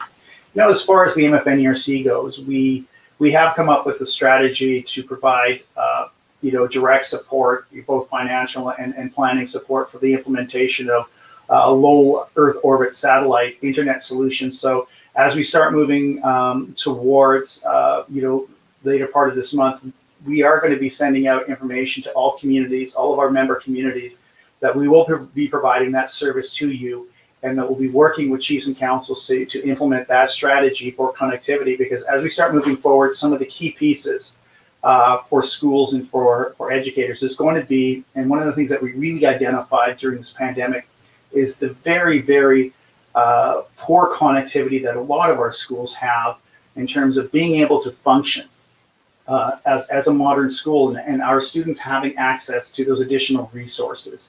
So we've worked with a company that I'm sure everybody knows, but I've promised I wouldn't mention it publicly, but we have secured that service, and we will be working with our partner schools to implement that in the next few months, and we will work as a facilitators and funding that to a certain level, and then communities can take it from there. That will enable us to do a couple of different things in terms of my department, and I'll only speak at this point about my department. It'll allow us, our digital learning environment team, who is I want to thank them. Because this environment that the conference is happening within, their hard work over the last year to create this environment and really move it forward. Their hard work, their technical knowledge, and their vision has enabled us to meet virtually, and that's what we want to do, is provide a new way of providing service to our communities is through this virtual environment. It used to be that when I was a facilitator a few years ago, that we had to I would leave on a Monday or a Sunday night, and I would come back on a Friday, and I would maybe visit 3 communities, maybe 4 at the most. With this new approach, utilizing both the low Earth orbit satellites and this type of environment, we can engage with multiple schools in a day. And I think that's going to be a key and important piece in terms of being responsive and reactive, and do that planning piece with multiple schools over the long term. Some of the other pieces, that's again going to be our learning environment that will create that environment so that teachers can access resources, that they can have online meetings, and that they can also have in the near future professional learning communities. And Davin's group and Nora's group have been working on professional learning opportunities that will be stored within that environment. So teachers who need a refresher on running records or other elements can just at their leisure go into that environment and access that session that they've seen, or the session that's recorded, and review it. So they don't have to wait for a phone call. That information is at their fingertips. In terms of some of the other pieces, and I'll talk a little bit about the virtual collegiate right now. Allison and her team have, again, when you look at, Allison McDonald and her team with the virtual collegiate, they were the forerunners in this in terms of getting the online environment up and going about 10 years ago. I want to thank her for for her vision and her very hard work in terms of moving this forward. But they have options also in terms of working with schools. We have worked with schools that have created their own virtual environments for learning. But also we can look at, again, working with Allison and her team on, credit recovery, utilizing the virtual collegians, built-in courses. They're fully accredited. They follow the provincial outcomes like any other course, but they also have some built-in functionality in terms of assessment. So you can maybe determine at what point a student is at in a certain course and progress them to that point, and then again work at that credit recovery strategy. So there are lots of opportunities for our member communities in terms of having the tools at your disposal, and we're here to help you and support you through this entire process. So if at any time everybody who knows me, I've been around for a few years now. My phone is always on, and I always answer my emails in a reasonable amount of time. So let me know what I can do to help and support you through these next few years. And we're all in this together, and definitely the folks here at the MFNERC are committed to making things better for our students. Thank you. Howard, that is very exciting news, and it's really along the lines of what some of the comments have been coming in. But looking at this, and everybody has actually this, which is like being innovative, like having this opportunity to have innovation and seeing it as a positive. And I really hear that from your department, and it's very exciting, and a lot of opportunity for second and third level services. It's excellent. Well, the only thing I'll say is we'll be making that formal announcement, and we've already sent that out with our education directors. So again, communities, if if the sooner they get involved or inform me, the quicker we can get the low Earth orbit satellites connected to your schools and start seeing some progress, right? So thank you. Right. And we all have like a year under our belt now of like learning how to operate in this virtual mode. So it's it's a good time, and congratulations. I'd like to now move on to Lorna Prince, Director of Inclusive Education, with the question: who needs to be involved in, and how do we prepare for recovery learning? Hi, thank you again. The planning process for recovery learning can begin now if it hasn't started already. School staff can participate in planning sessions and include parents and community as much as possible.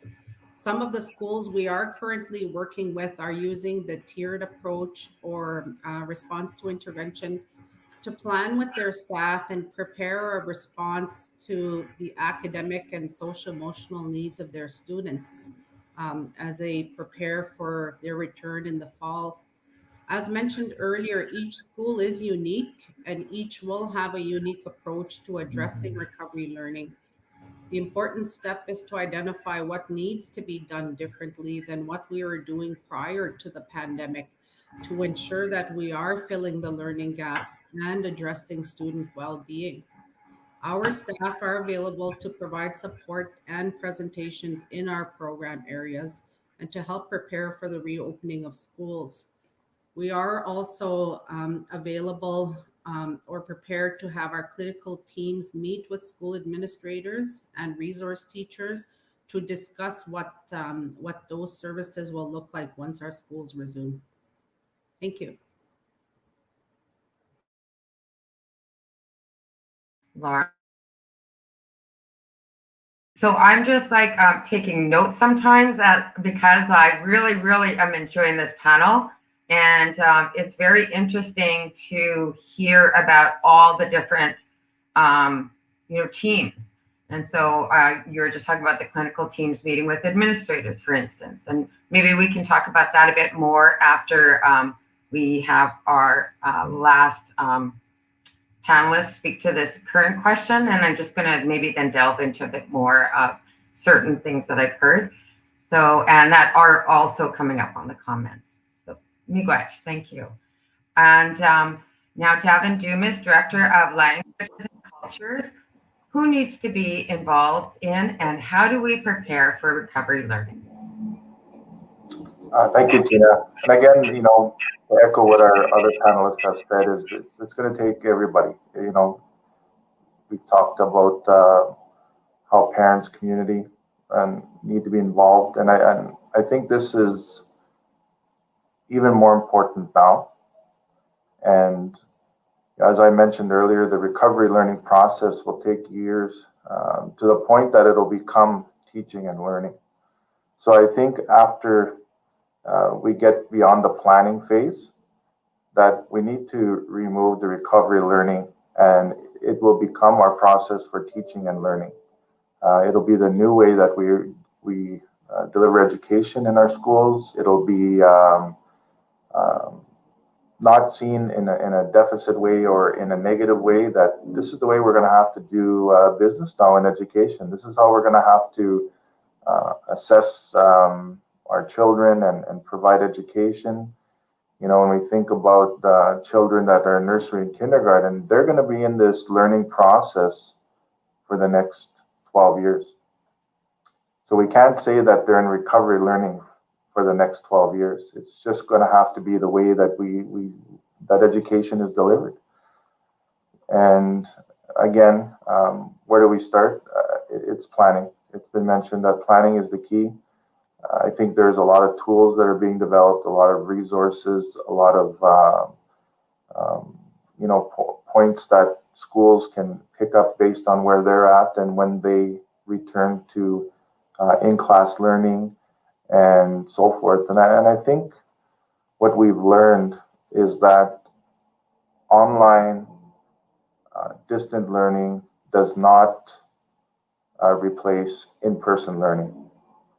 And I think that's going to really show once our children start coming back, and where we have to be prepared for that. And I think we're going to go through a series of social issues with students starting to come back and being in person with each other, staff coming back and being with each other again. Because you got to remember, our staff have been away from each other as well, working from home, being isolated.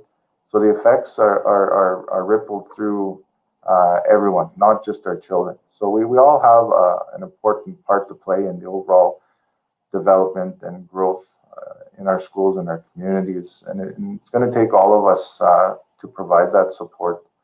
And again, this will vary from community to community, but as our co-panelists have said, at MFNERC here, we're willing to do what it takes to start helping schools, helping communities in the planning process any way we can, with assessments, with programs, with technology.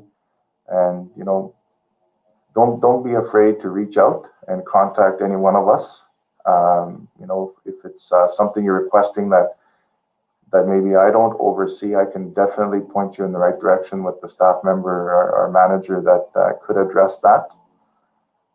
I know that we're running close to being the end of our time here, but I want to thank the co-panelists for their input in this discussion. I know we each bring a little bit different perspective based on the work that we do, and that was the idea. And I'm hoping that those that have been able to listen in today on our panel discussion have,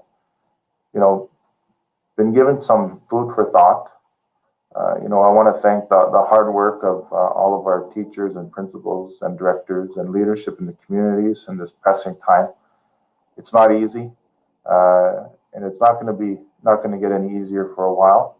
But I feel positive that we can start to create plans that will create that light at the end of the tunnel for education for our children, and make those positive experiences and getting back to land-based activities and education and languages and culture. So we're at a perfect time. And I think we're going to see an evolution in education. Education is going to change for First Nations students and for us. Perfect time to start making that transition and start that evolution in education. So it's exciting at the same time, as well as it's hard to see a good come out of the pandemic, but I think it may be the kickstart to an evolution in education. So once again, thank you to everybody for listening today, and I wish you all well. Davin, I would like to just let everybody know that we only have 5 minutes left, and so we don't have time to go through all the comments and questions. So, but I want to assure everybody that they are recorded and that they will be shared with the panel and with the organizers of the conference.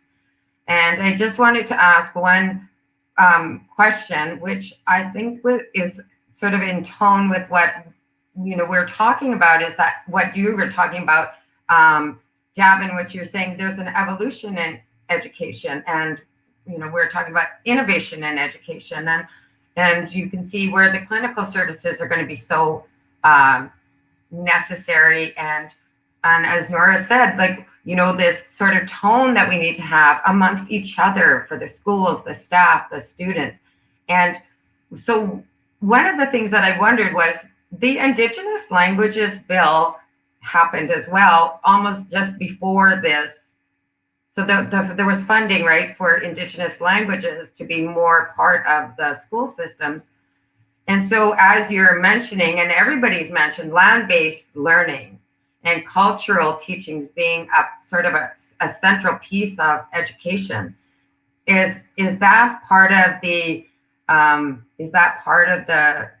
visions, or is that how it's always been for the MFNERC schools, or is that going to start to be a greater part of, like, maybe this process of as you're saying, evolution or innovation in education?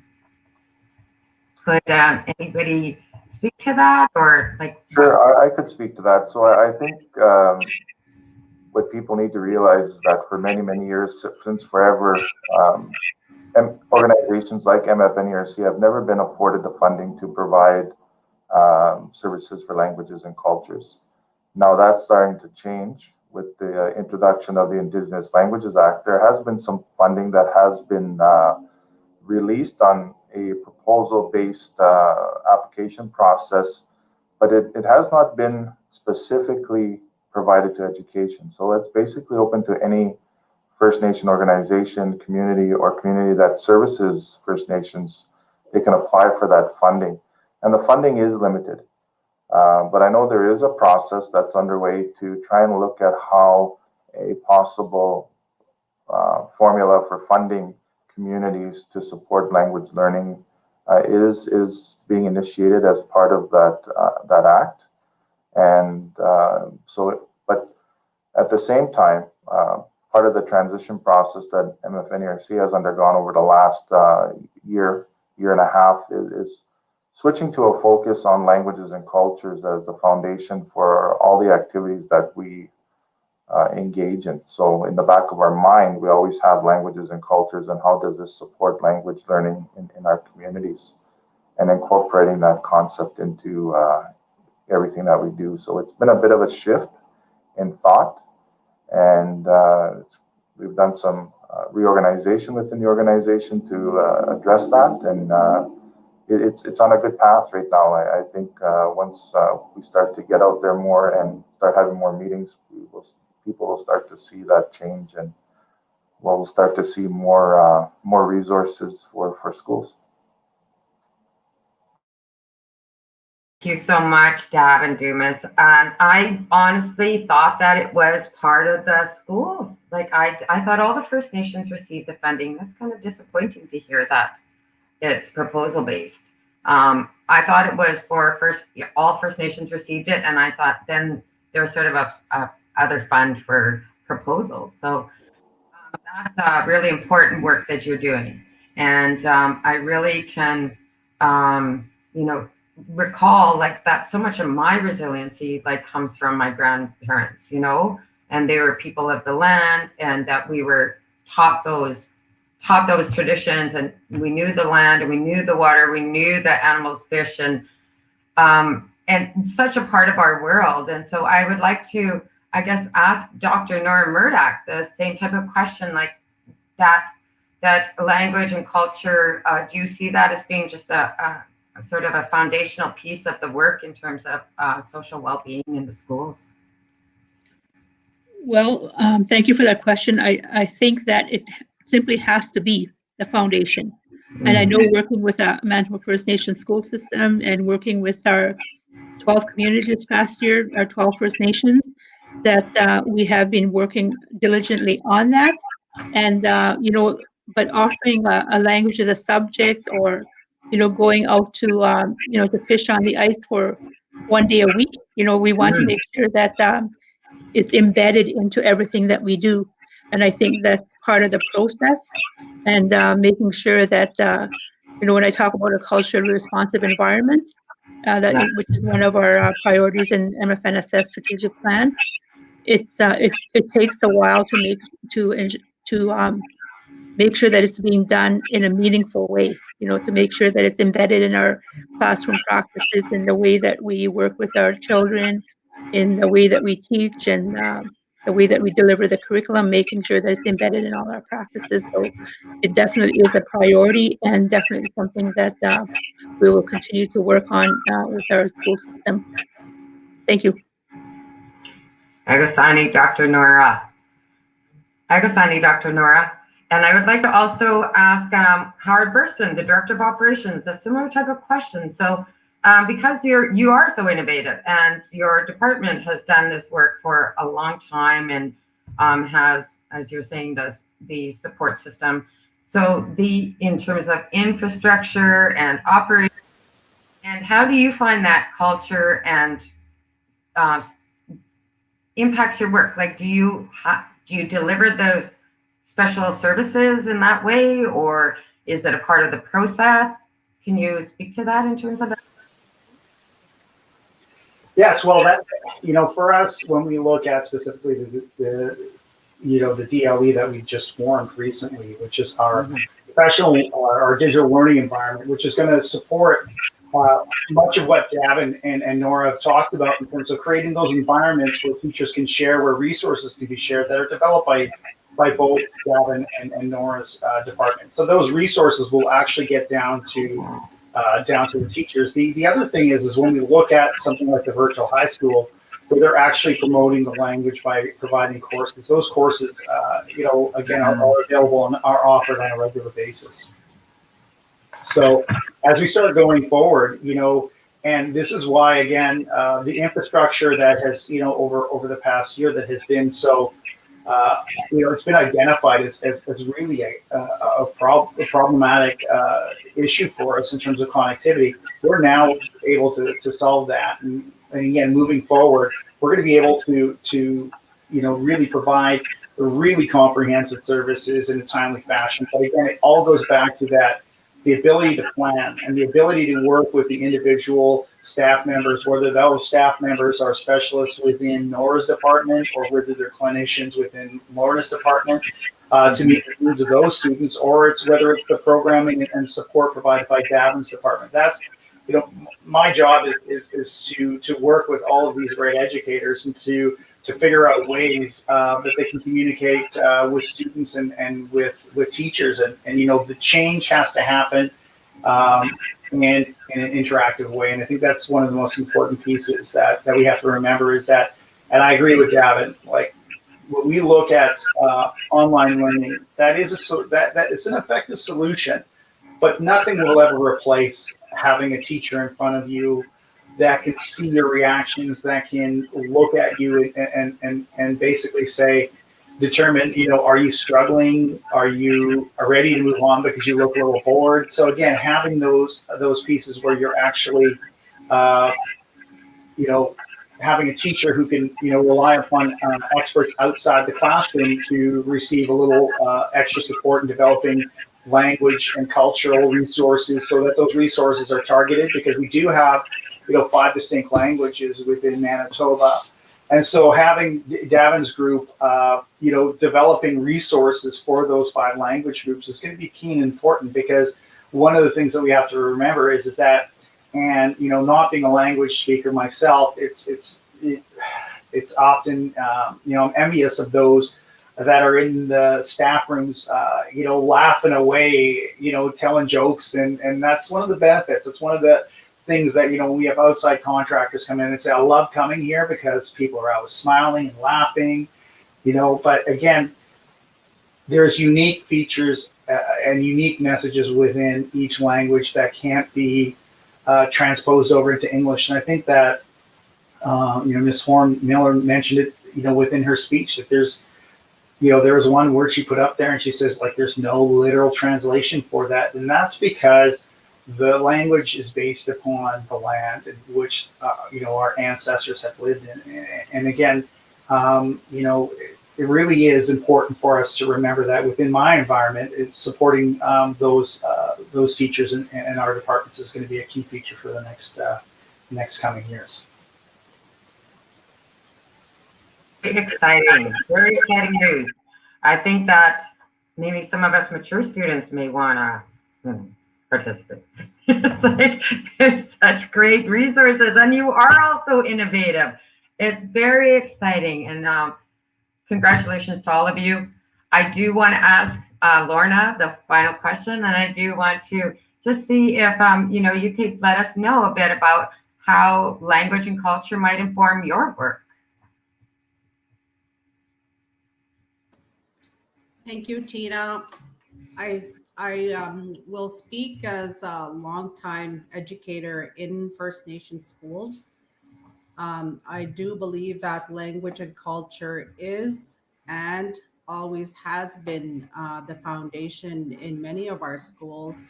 And that's due to the fact that the school is located within the First Nation community. So we've heard terms such as perspectives in the past. And so within our department, we encourage the use of the term First Nation worldview versus perspective, because First Nation worldview is the foundation, and our supports need to fit into the way of the community rather than bringing it in as a perspective. Thank you. Manasa, that's beautiful. I think that's so important in the work you've done. And I do want to say that to all the work that the panelists are doing, that was a really, really insightful, very strong, powerful presentation by our panelists, Dr. Nora Murdoch, Howard Burston, Lorna Prince, and Davin Dumas. And so to all of our participants who are listening, again, I apologize I couldn't get to the comment section. But please do know that we are sharing that with the organizers. And I'd like to thank you once again for a day with you. It is very, very informative, and I am very grateful to be able to participate in the Lighting the Fire. Nagasani, Tina Keeper signing off, and I'm handing it over to Joy Keeper. Hi, Tina. Thank you so much. And I want to thank everybody for this morning's event. Welcome to the Entertainment Hour, Joy Keeper Dishnikas. I'm a member of the Norway House Cree Nation, the community from which my father is from, and my mother was from Muskrat Dam First Nation in northwestern Ontario. I hope that there's a lot of viewers from across the country, so I'd just like to say hello, everybody. I hope you're enjoying our second day of Lighting the Fire. I'm also the Conference and Communications Coordinator for the MFNERC, and it's just been such a great pleasure doing this virtually. Although it is a new environment, it's been very exciting. It's been a little scary at times. I want to thank Lauren Keeper for the opening prayer today. Thank you, Monique Horn-Miller, for your beautiful presentation full of wisdom. Gitchi Miigwech. And to the panel, Dr. Nora Murdoch, Lorna Prince, Davin Dumas, and Howard Burston, thank you. And I also want to acknowledge Tina Keeper for doing a great job the last couple of days, but also to let you know that Tina today it's been announced already that she is a recipient for one of the Canadian Screen Awards recognition. Tonight on CBC, you can catch Tina receiving the award.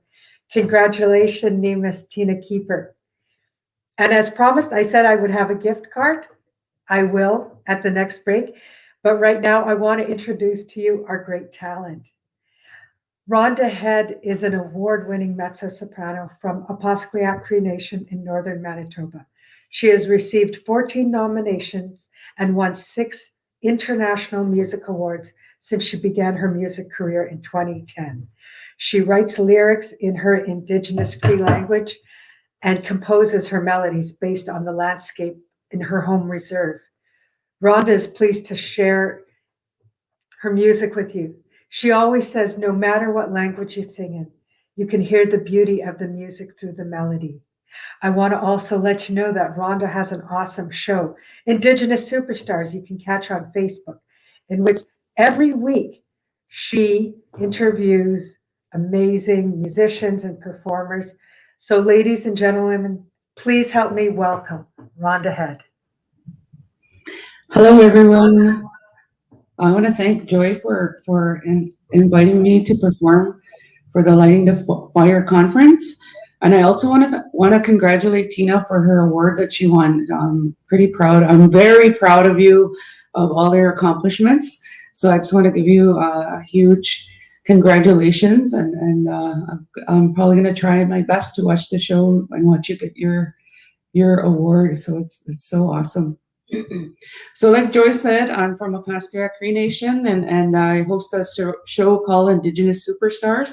So I'm really excited to announce too that there's going to be an Indigenous Superstars Music Award. So right now I'm currently promoting that and working on getting the press release done.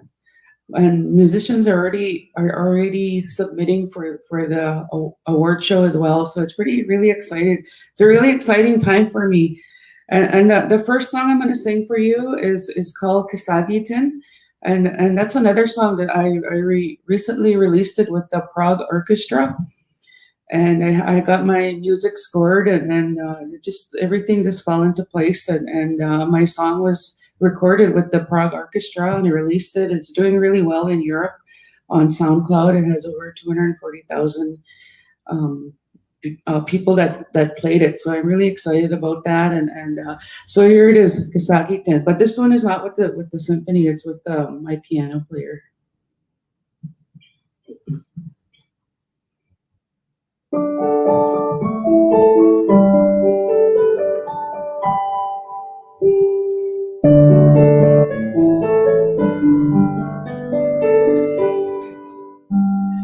Kipitin kisagitin,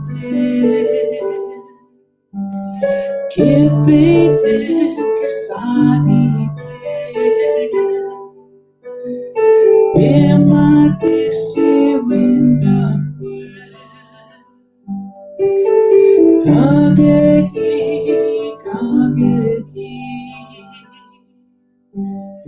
kipitin kisagitin,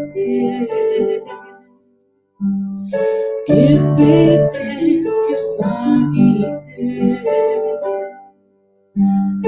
bimatisi windapwe, kageki.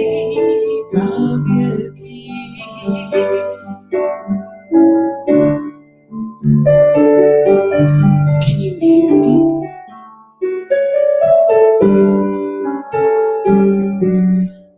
I love you. I said, can you hear me?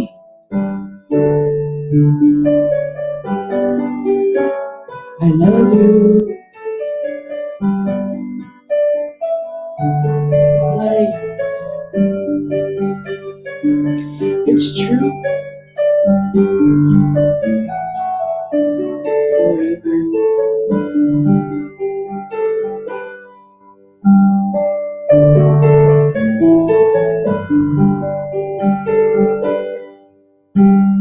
Kipitin kisagitin, kipitin kisagitin,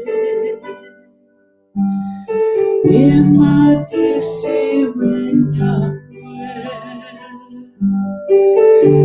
Kageki, kageki. Kipete, kisagite. Kipete, kisagite. Mimati sewindakwe. Kageki, kageki.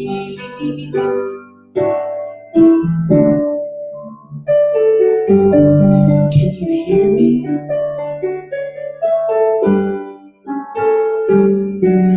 I love you. I said, can you hear me? I love you.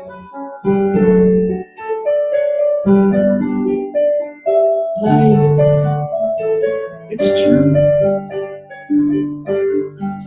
Forever.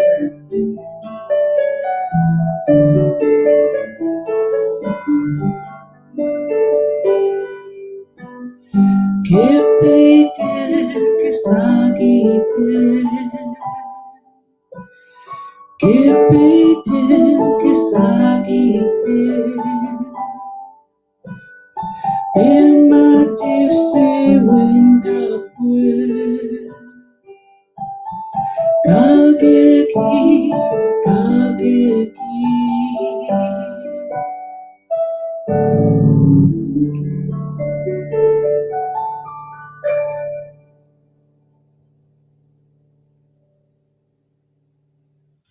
Thank you so much. And thank you for commenting, Catherine. I feel like I'm in heaven with the voice of an angel serenading. Oh, I love you too so much. Thank you for staying around and listening to my music. So the next song I'm going to sing, I wrote it when I went on it was a spiritual journey from Winnipeg to Ottawa. And we went to Niagara Falls, and on the trip, we went on a bus from Winnipeg, and I invited this young girl with me. She's actually from Reserve up north, but she's always stayed in the city, so she hasn't had the opportunity to participate in ceremony and because of living in the city, they weren't available for her. So I took her on this journey with me, and we all went on a journey on that bus. It was such a beautiful trip. So every community we stopped in, the community gave a feast for us, and then they did a ceremony for us while we were there, and we prayed for safe journey for the trip and the reason of the trip all the way to Ottawa, so we were safe. So I asked this young girl, I said, do you understand what's going on? And she looked at me, and she just looked at me with her twinkle in her eye, and I could tell right there, I knew she got it. And that this song that I wrote called Awaken, and that's what it was about. It's about awakening your DNA and our blood memory, and it's called Awaken.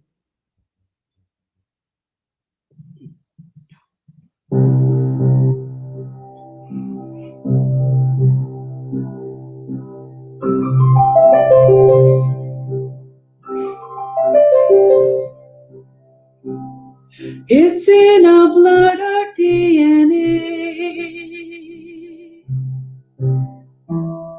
It bonds our past today, ties to future ways. The connection is strong.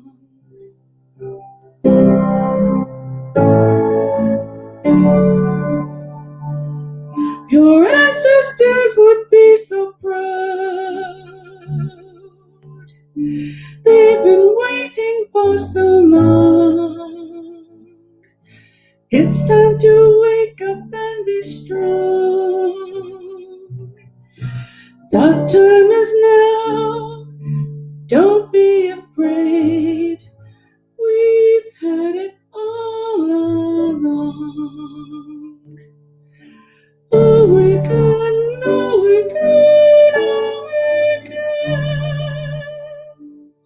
Your ancestors would be so proud. They've been waiting for so long. It's time to wake up and be strong. The time is now. Don't be afraid. We've had it all along. Awaken, awaken, awaken.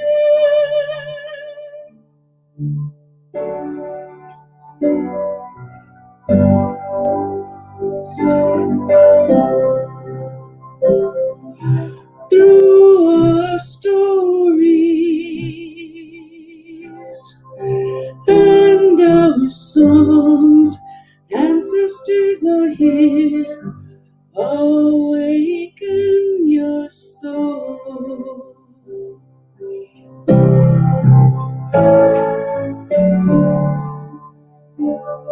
Your ancestors would be so proud. They've been waiting for so long. It's time to wake up and be strong. The time is now. Don't be afraid. We've had it all along. Awaken, awaken, awaken.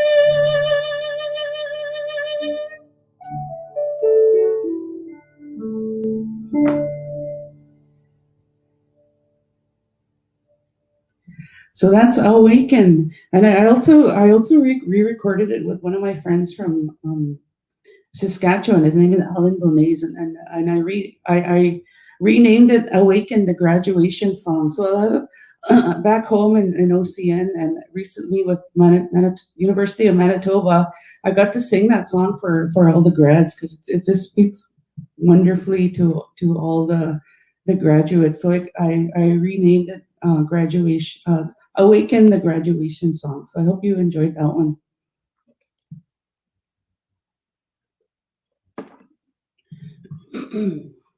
So the next song I'm going to perform for you is from the musical Cats. It's one of the first songs that I heard and on Broadway, and I went, oh my goodness, this song is so beautiful, and I'm going to learn it, and I did. So that's my next song I'm going to perform for you. It's called Memory from the musical Cats.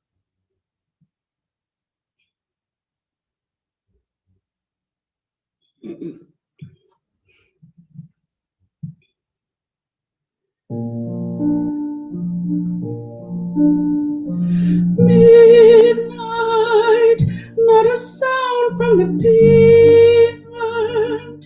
Has the moon lost her memory? She is smiling alone. In the lamplight, the withered leaves collect at my feet, and the wind begins to moan. Memory, all alone in the moonlight, I can smile at the old days. I was beautiful then. I remember the time I knew what happiness was. Let the memory live again. Every street lamp seems to beat fatalistic warning.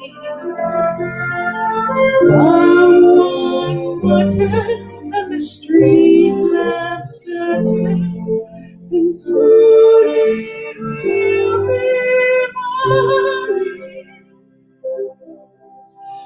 Daylight, I must wait for the sunrise. I must think of a new life, and I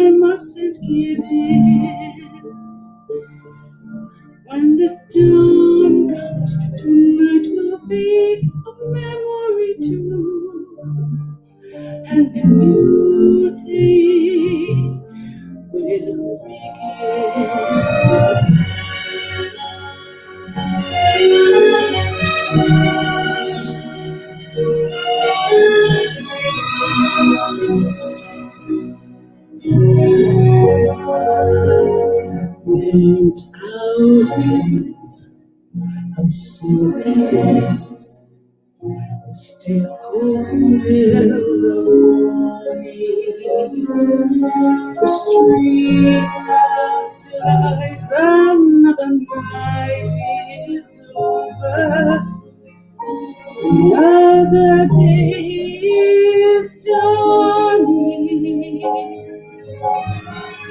The dreams are easy to leave me, Lord, let me find peace in the sun. If you touch me and understand what happiness is, look at me as we go.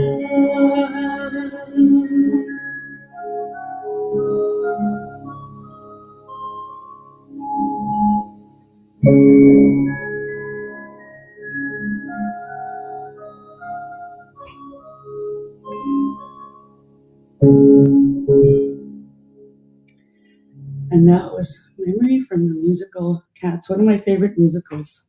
The other one of my favorite musical is Phantom of the Opera. Thank you for all the comments. I'll have to go back and read them because I'm getting old and I need old lady glasses.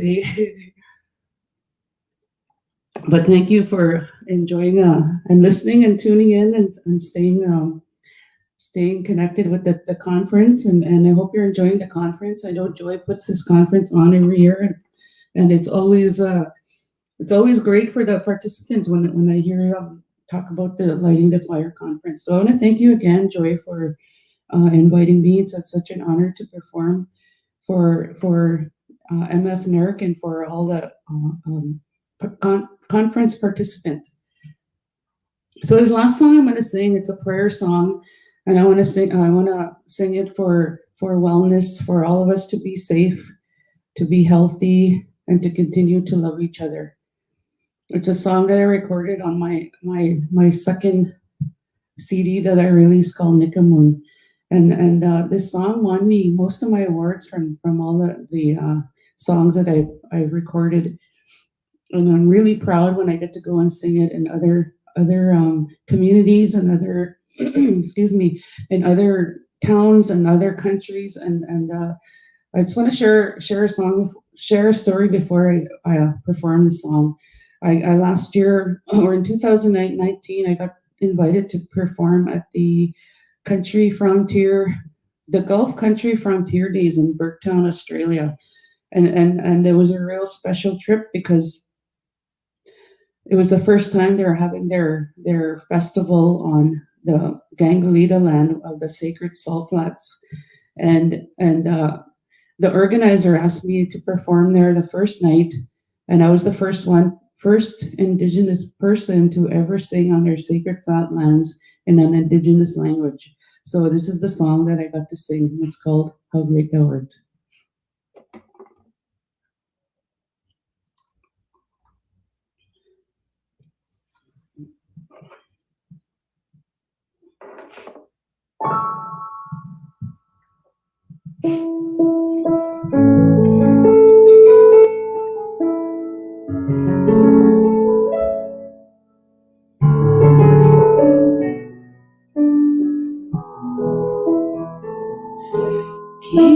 Kisimantu Katibichikian Imamaska Deitamandapa Kaya Sitaya Kagiyalaskia Kisukatia Sunmesi Nini Gama Imama Michimite Kiki Chiri Nini Gama Imama Michimite Christ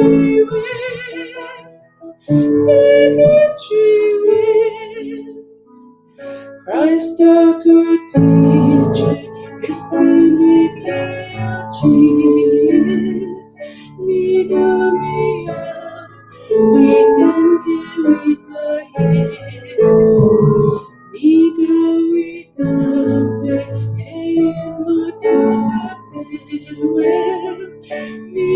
we didn't,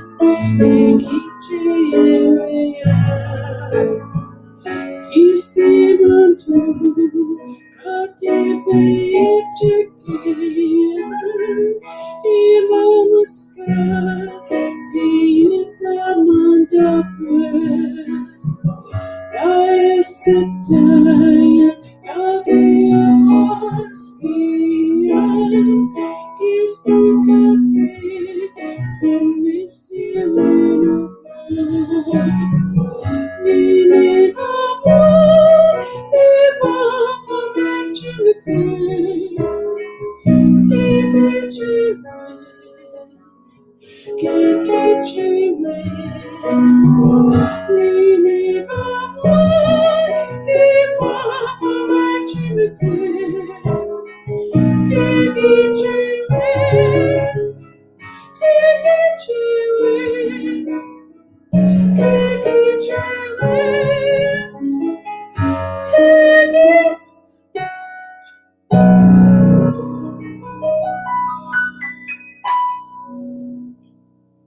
How great thou art.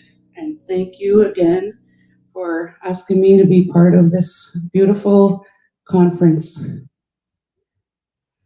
And thank you. Gisagitin, my friend. Kasagitin. I wanted to also ask you, Rhonda, if you could share the information about your Indigenous Superstar virtual series. Sure.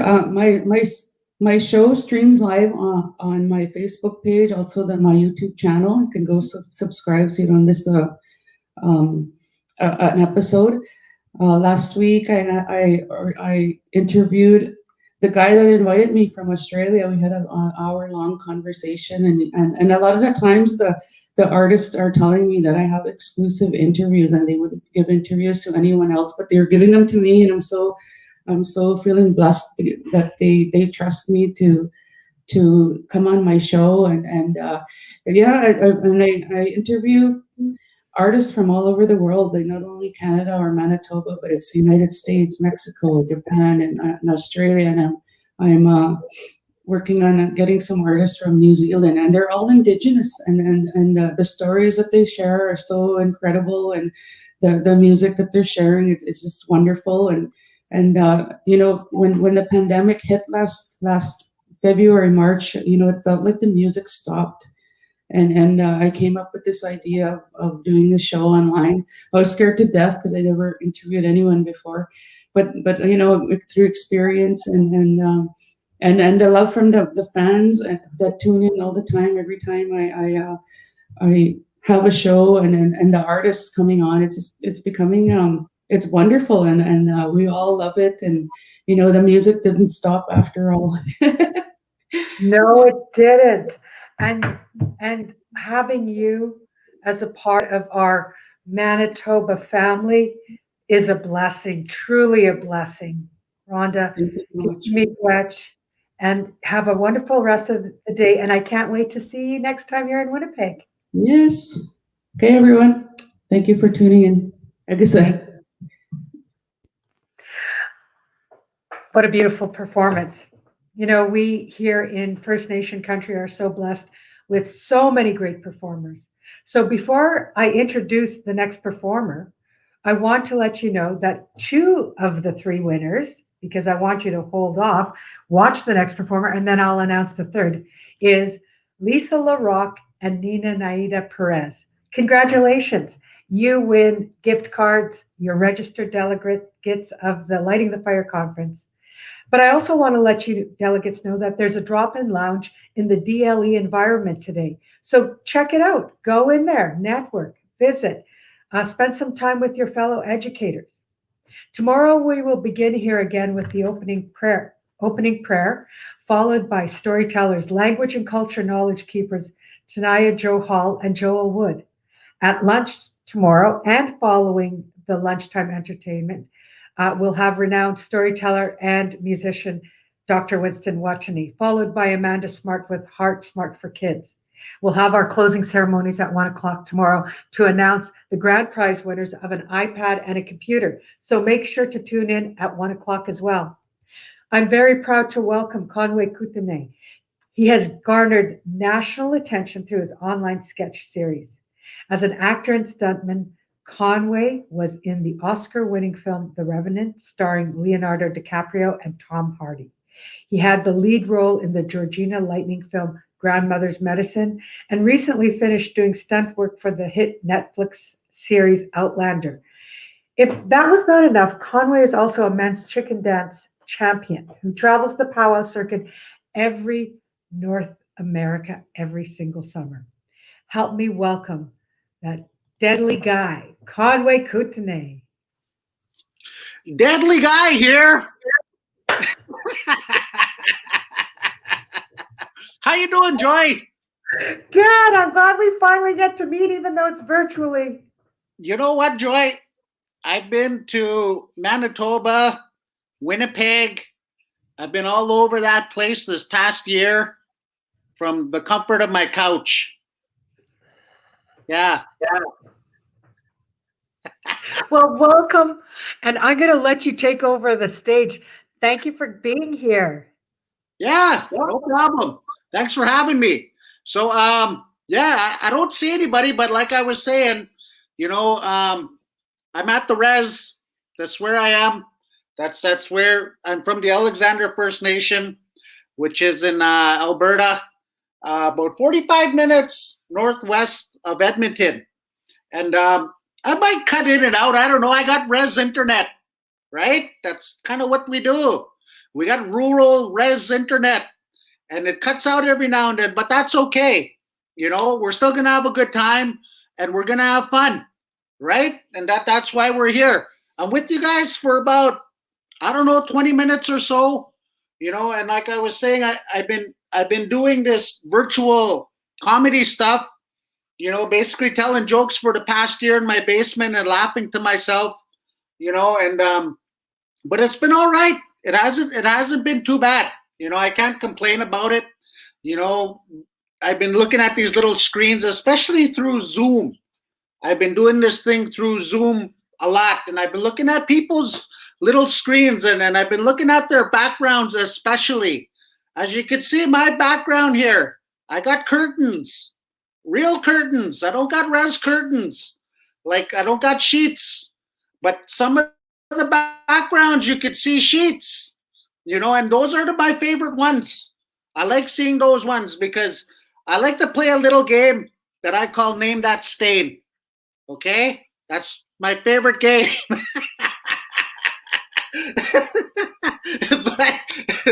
but I mean, you know, COVID, we've been dealing with this COVID thing for, what is it, over a year now? It's been over a year. We've been dealing with this COVID thing. And the way I see COVID, you guys, all you beautiful people over there at the Lighting the Fire conference, the way I see COVID is it's kind of like that one ex that we all have that just won't go away. They just won't leave, right? So it's kind of like, well, go ahead, stay then. I don't care. I'm going to live my life anyway. Right? It's kind of like how COVID is. And, you know, we have to wear masks. We have to mask up now everywhere we go, when we go to Walmart. And the one thing that I realized, you guys, since we started wearing these masks is that, you know, I never really realized how bad my breath really was until we started wearing masks, right? It's pretty bad. I'm not going to lie to you. I got stinky breath. Because I chew tobacco, right? I'm one of those Indians that chew tobacco and plays hockey and gives hickeys. But you know what? I just want to have some fun with you guys here today. You know, since this whole COVID thing hit, I've been putting out all kinds of videos on Facebook, on Snapchat, on Instagram, on TikTok. And I just want to say something to everybody on TikTok. On behalf of all of us adults out here, I want to apologize to you for us adults being on TikTok. I know it's for you kids. TikTok was made for you kids. And then once COVID hit, all the adults were bored and they all got on TikTok and they took it over.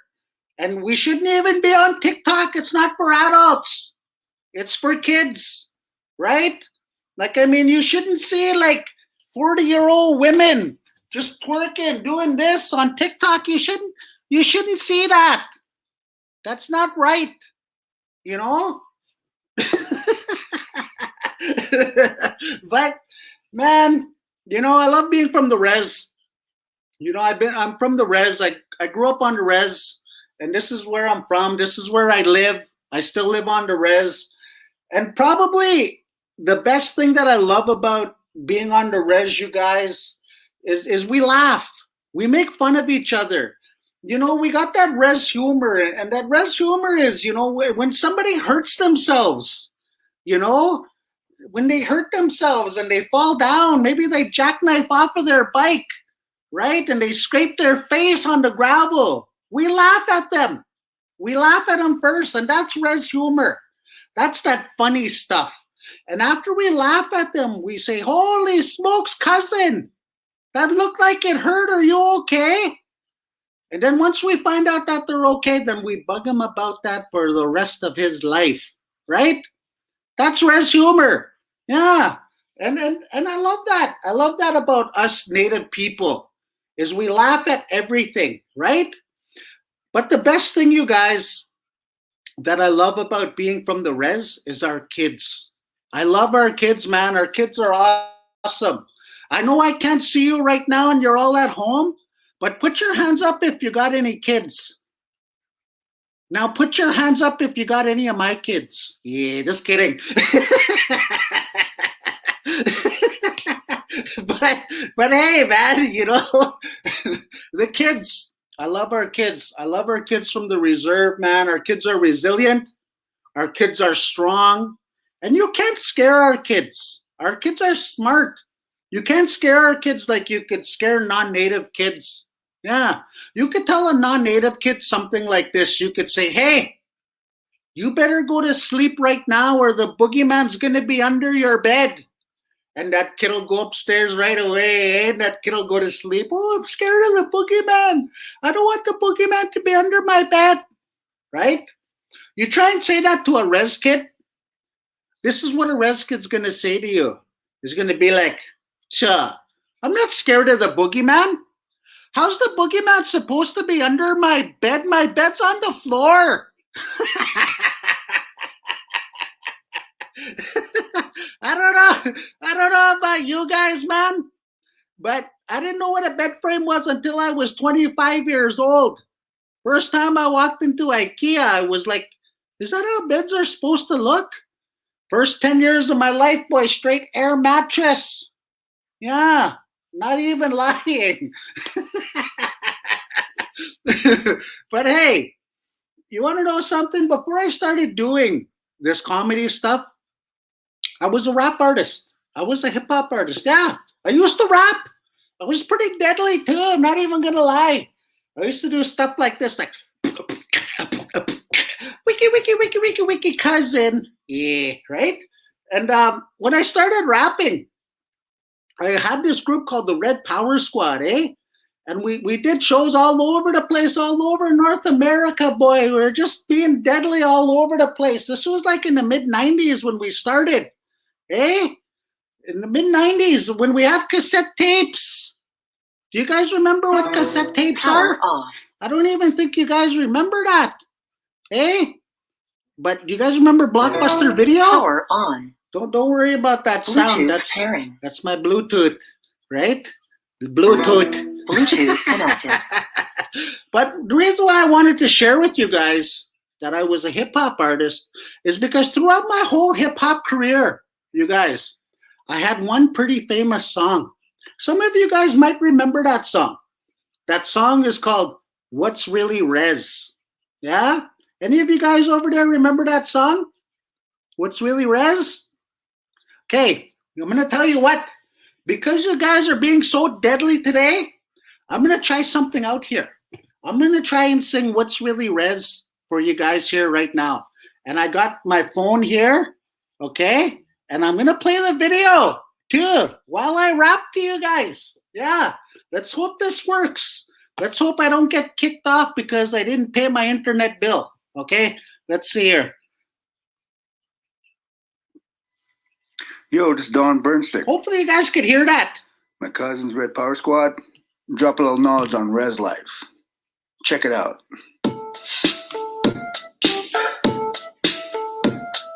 Okay. Hopefully I remember the words to the song. Eh? What's really res? What's really res? What's really res? What's really res? What's really res? What's really res? What's really res? What's really res? What's really res? What's really res? What's really res? What's really res? What's really res? What's really res? What's really res? What's really res? All right, check it out. If you start a fight and your wife has to finish it, if you catch yourself saying never sick, if you use a hickey as an engagement ring, if gossip in your life is a really big thing. What's really res? What's really res? What's really res? What's really res? What's really res? What's really res? What's really res? What's really res? If you use a car hood for a sled, and you use an air mattress for a bed, if you collect a check and you're not even working, if you use a sheet for a curtain. What's really res? What's really res? What's really res? What's really res? What's really res? What's really res? What's really res? What's really res?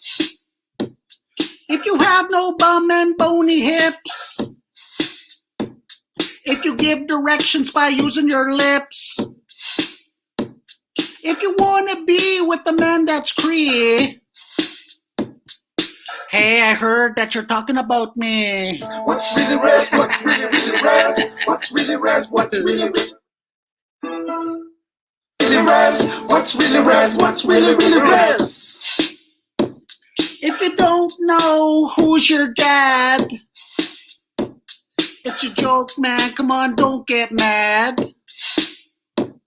If you want to get high fired under the sheets, if you make a sandwich out of moose meat. What's really res? What's really res? What's really res? What's really res? What's really res? What's really res? What's really res? What's really res? If your jeans are too big and you gotta sag, your luggage is made of a garbage bag. If you have to squint in order to see, what's that over there? Bannocklarden T means BLT. If your in-laws are the same age as you and your cousins, and you have a homemade tattoo. What's really res? What's really res? What's really res? What's really res? What's really res? What's really res? What's really res? What's really res? What's really res? What's really res? What's really res? What's really res? All right, everybody at home, I want you to repeat after me. Say yeah. Say yeah. Say yeah. Say yeah. Say yeah. Say yeah. Say cousin, I love you, and I don't care that we're cousins. Yeah.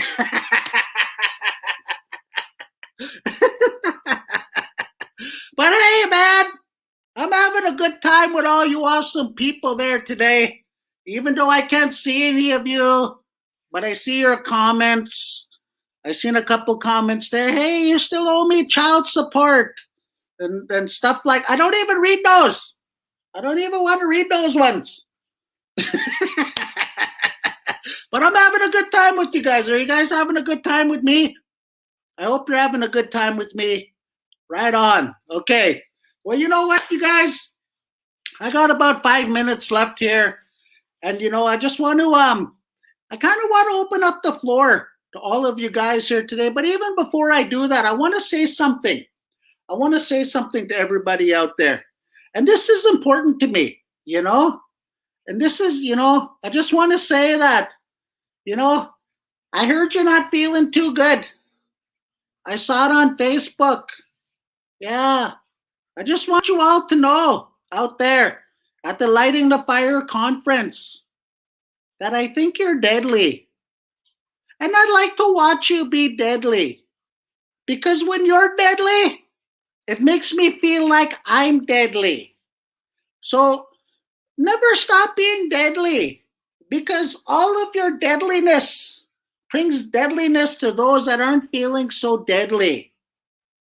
So everybody out there at the Lighting the Fire conference, especially you, Joy, get out there and give her and keep being deadly.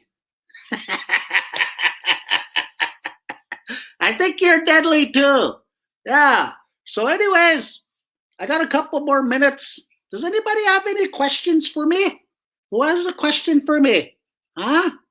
Let's see. Conway Kootenai, you owe me a lot of you owe a lot of anti-hickeys since the Jets won. Hey, you know what? I'm not even gonna go there. I'm not. Because that's just one game.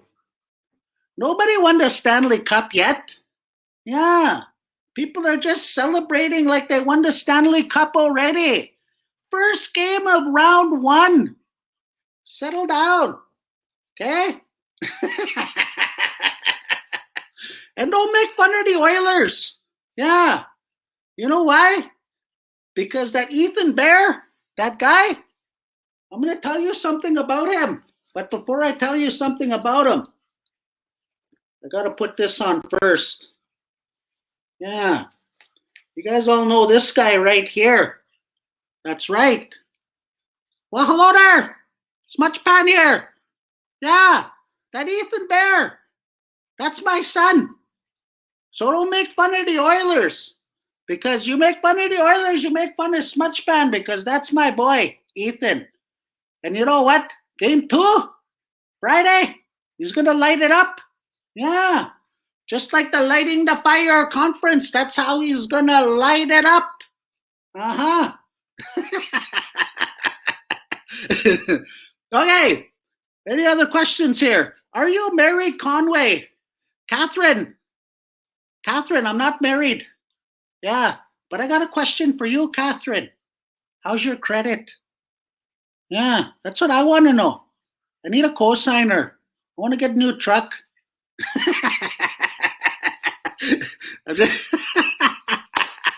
Okay. Smudgepan spreading his seed. Not even. Okay. Great entertainment and hilarious. Thank you. I appreciate that. Okay. Do we have any other questions? I got time for one more question before I get out of here. Who's got a question? Anybody? Anybody? Keep being deadly. You too, Mira. Keep being deadly too. Okay. All right. Okay. I guess that's good. We're good. Are we good? Oh, Conway, thank you so much. Gichimigwech. That was so much fun. I'll never think of BLT as bacon, lettuce, and tomato ever again. That's right. That's ours. Vanna Garden tea. Oh, well, on behalf of the Lighting the Fire team and all of us here in Manitoba, I just want to thank you so much for taking the time. And we hope to see you in real life very soon. Hey, you know what, Joy? I can't wait to come to Manitoba. I got a lot of friends over there, and it's going to be good to be able to travel again and actually get on stage and perform and just hear everybody laugh in person. It's going to be great. But, I hope everybody's staying safe.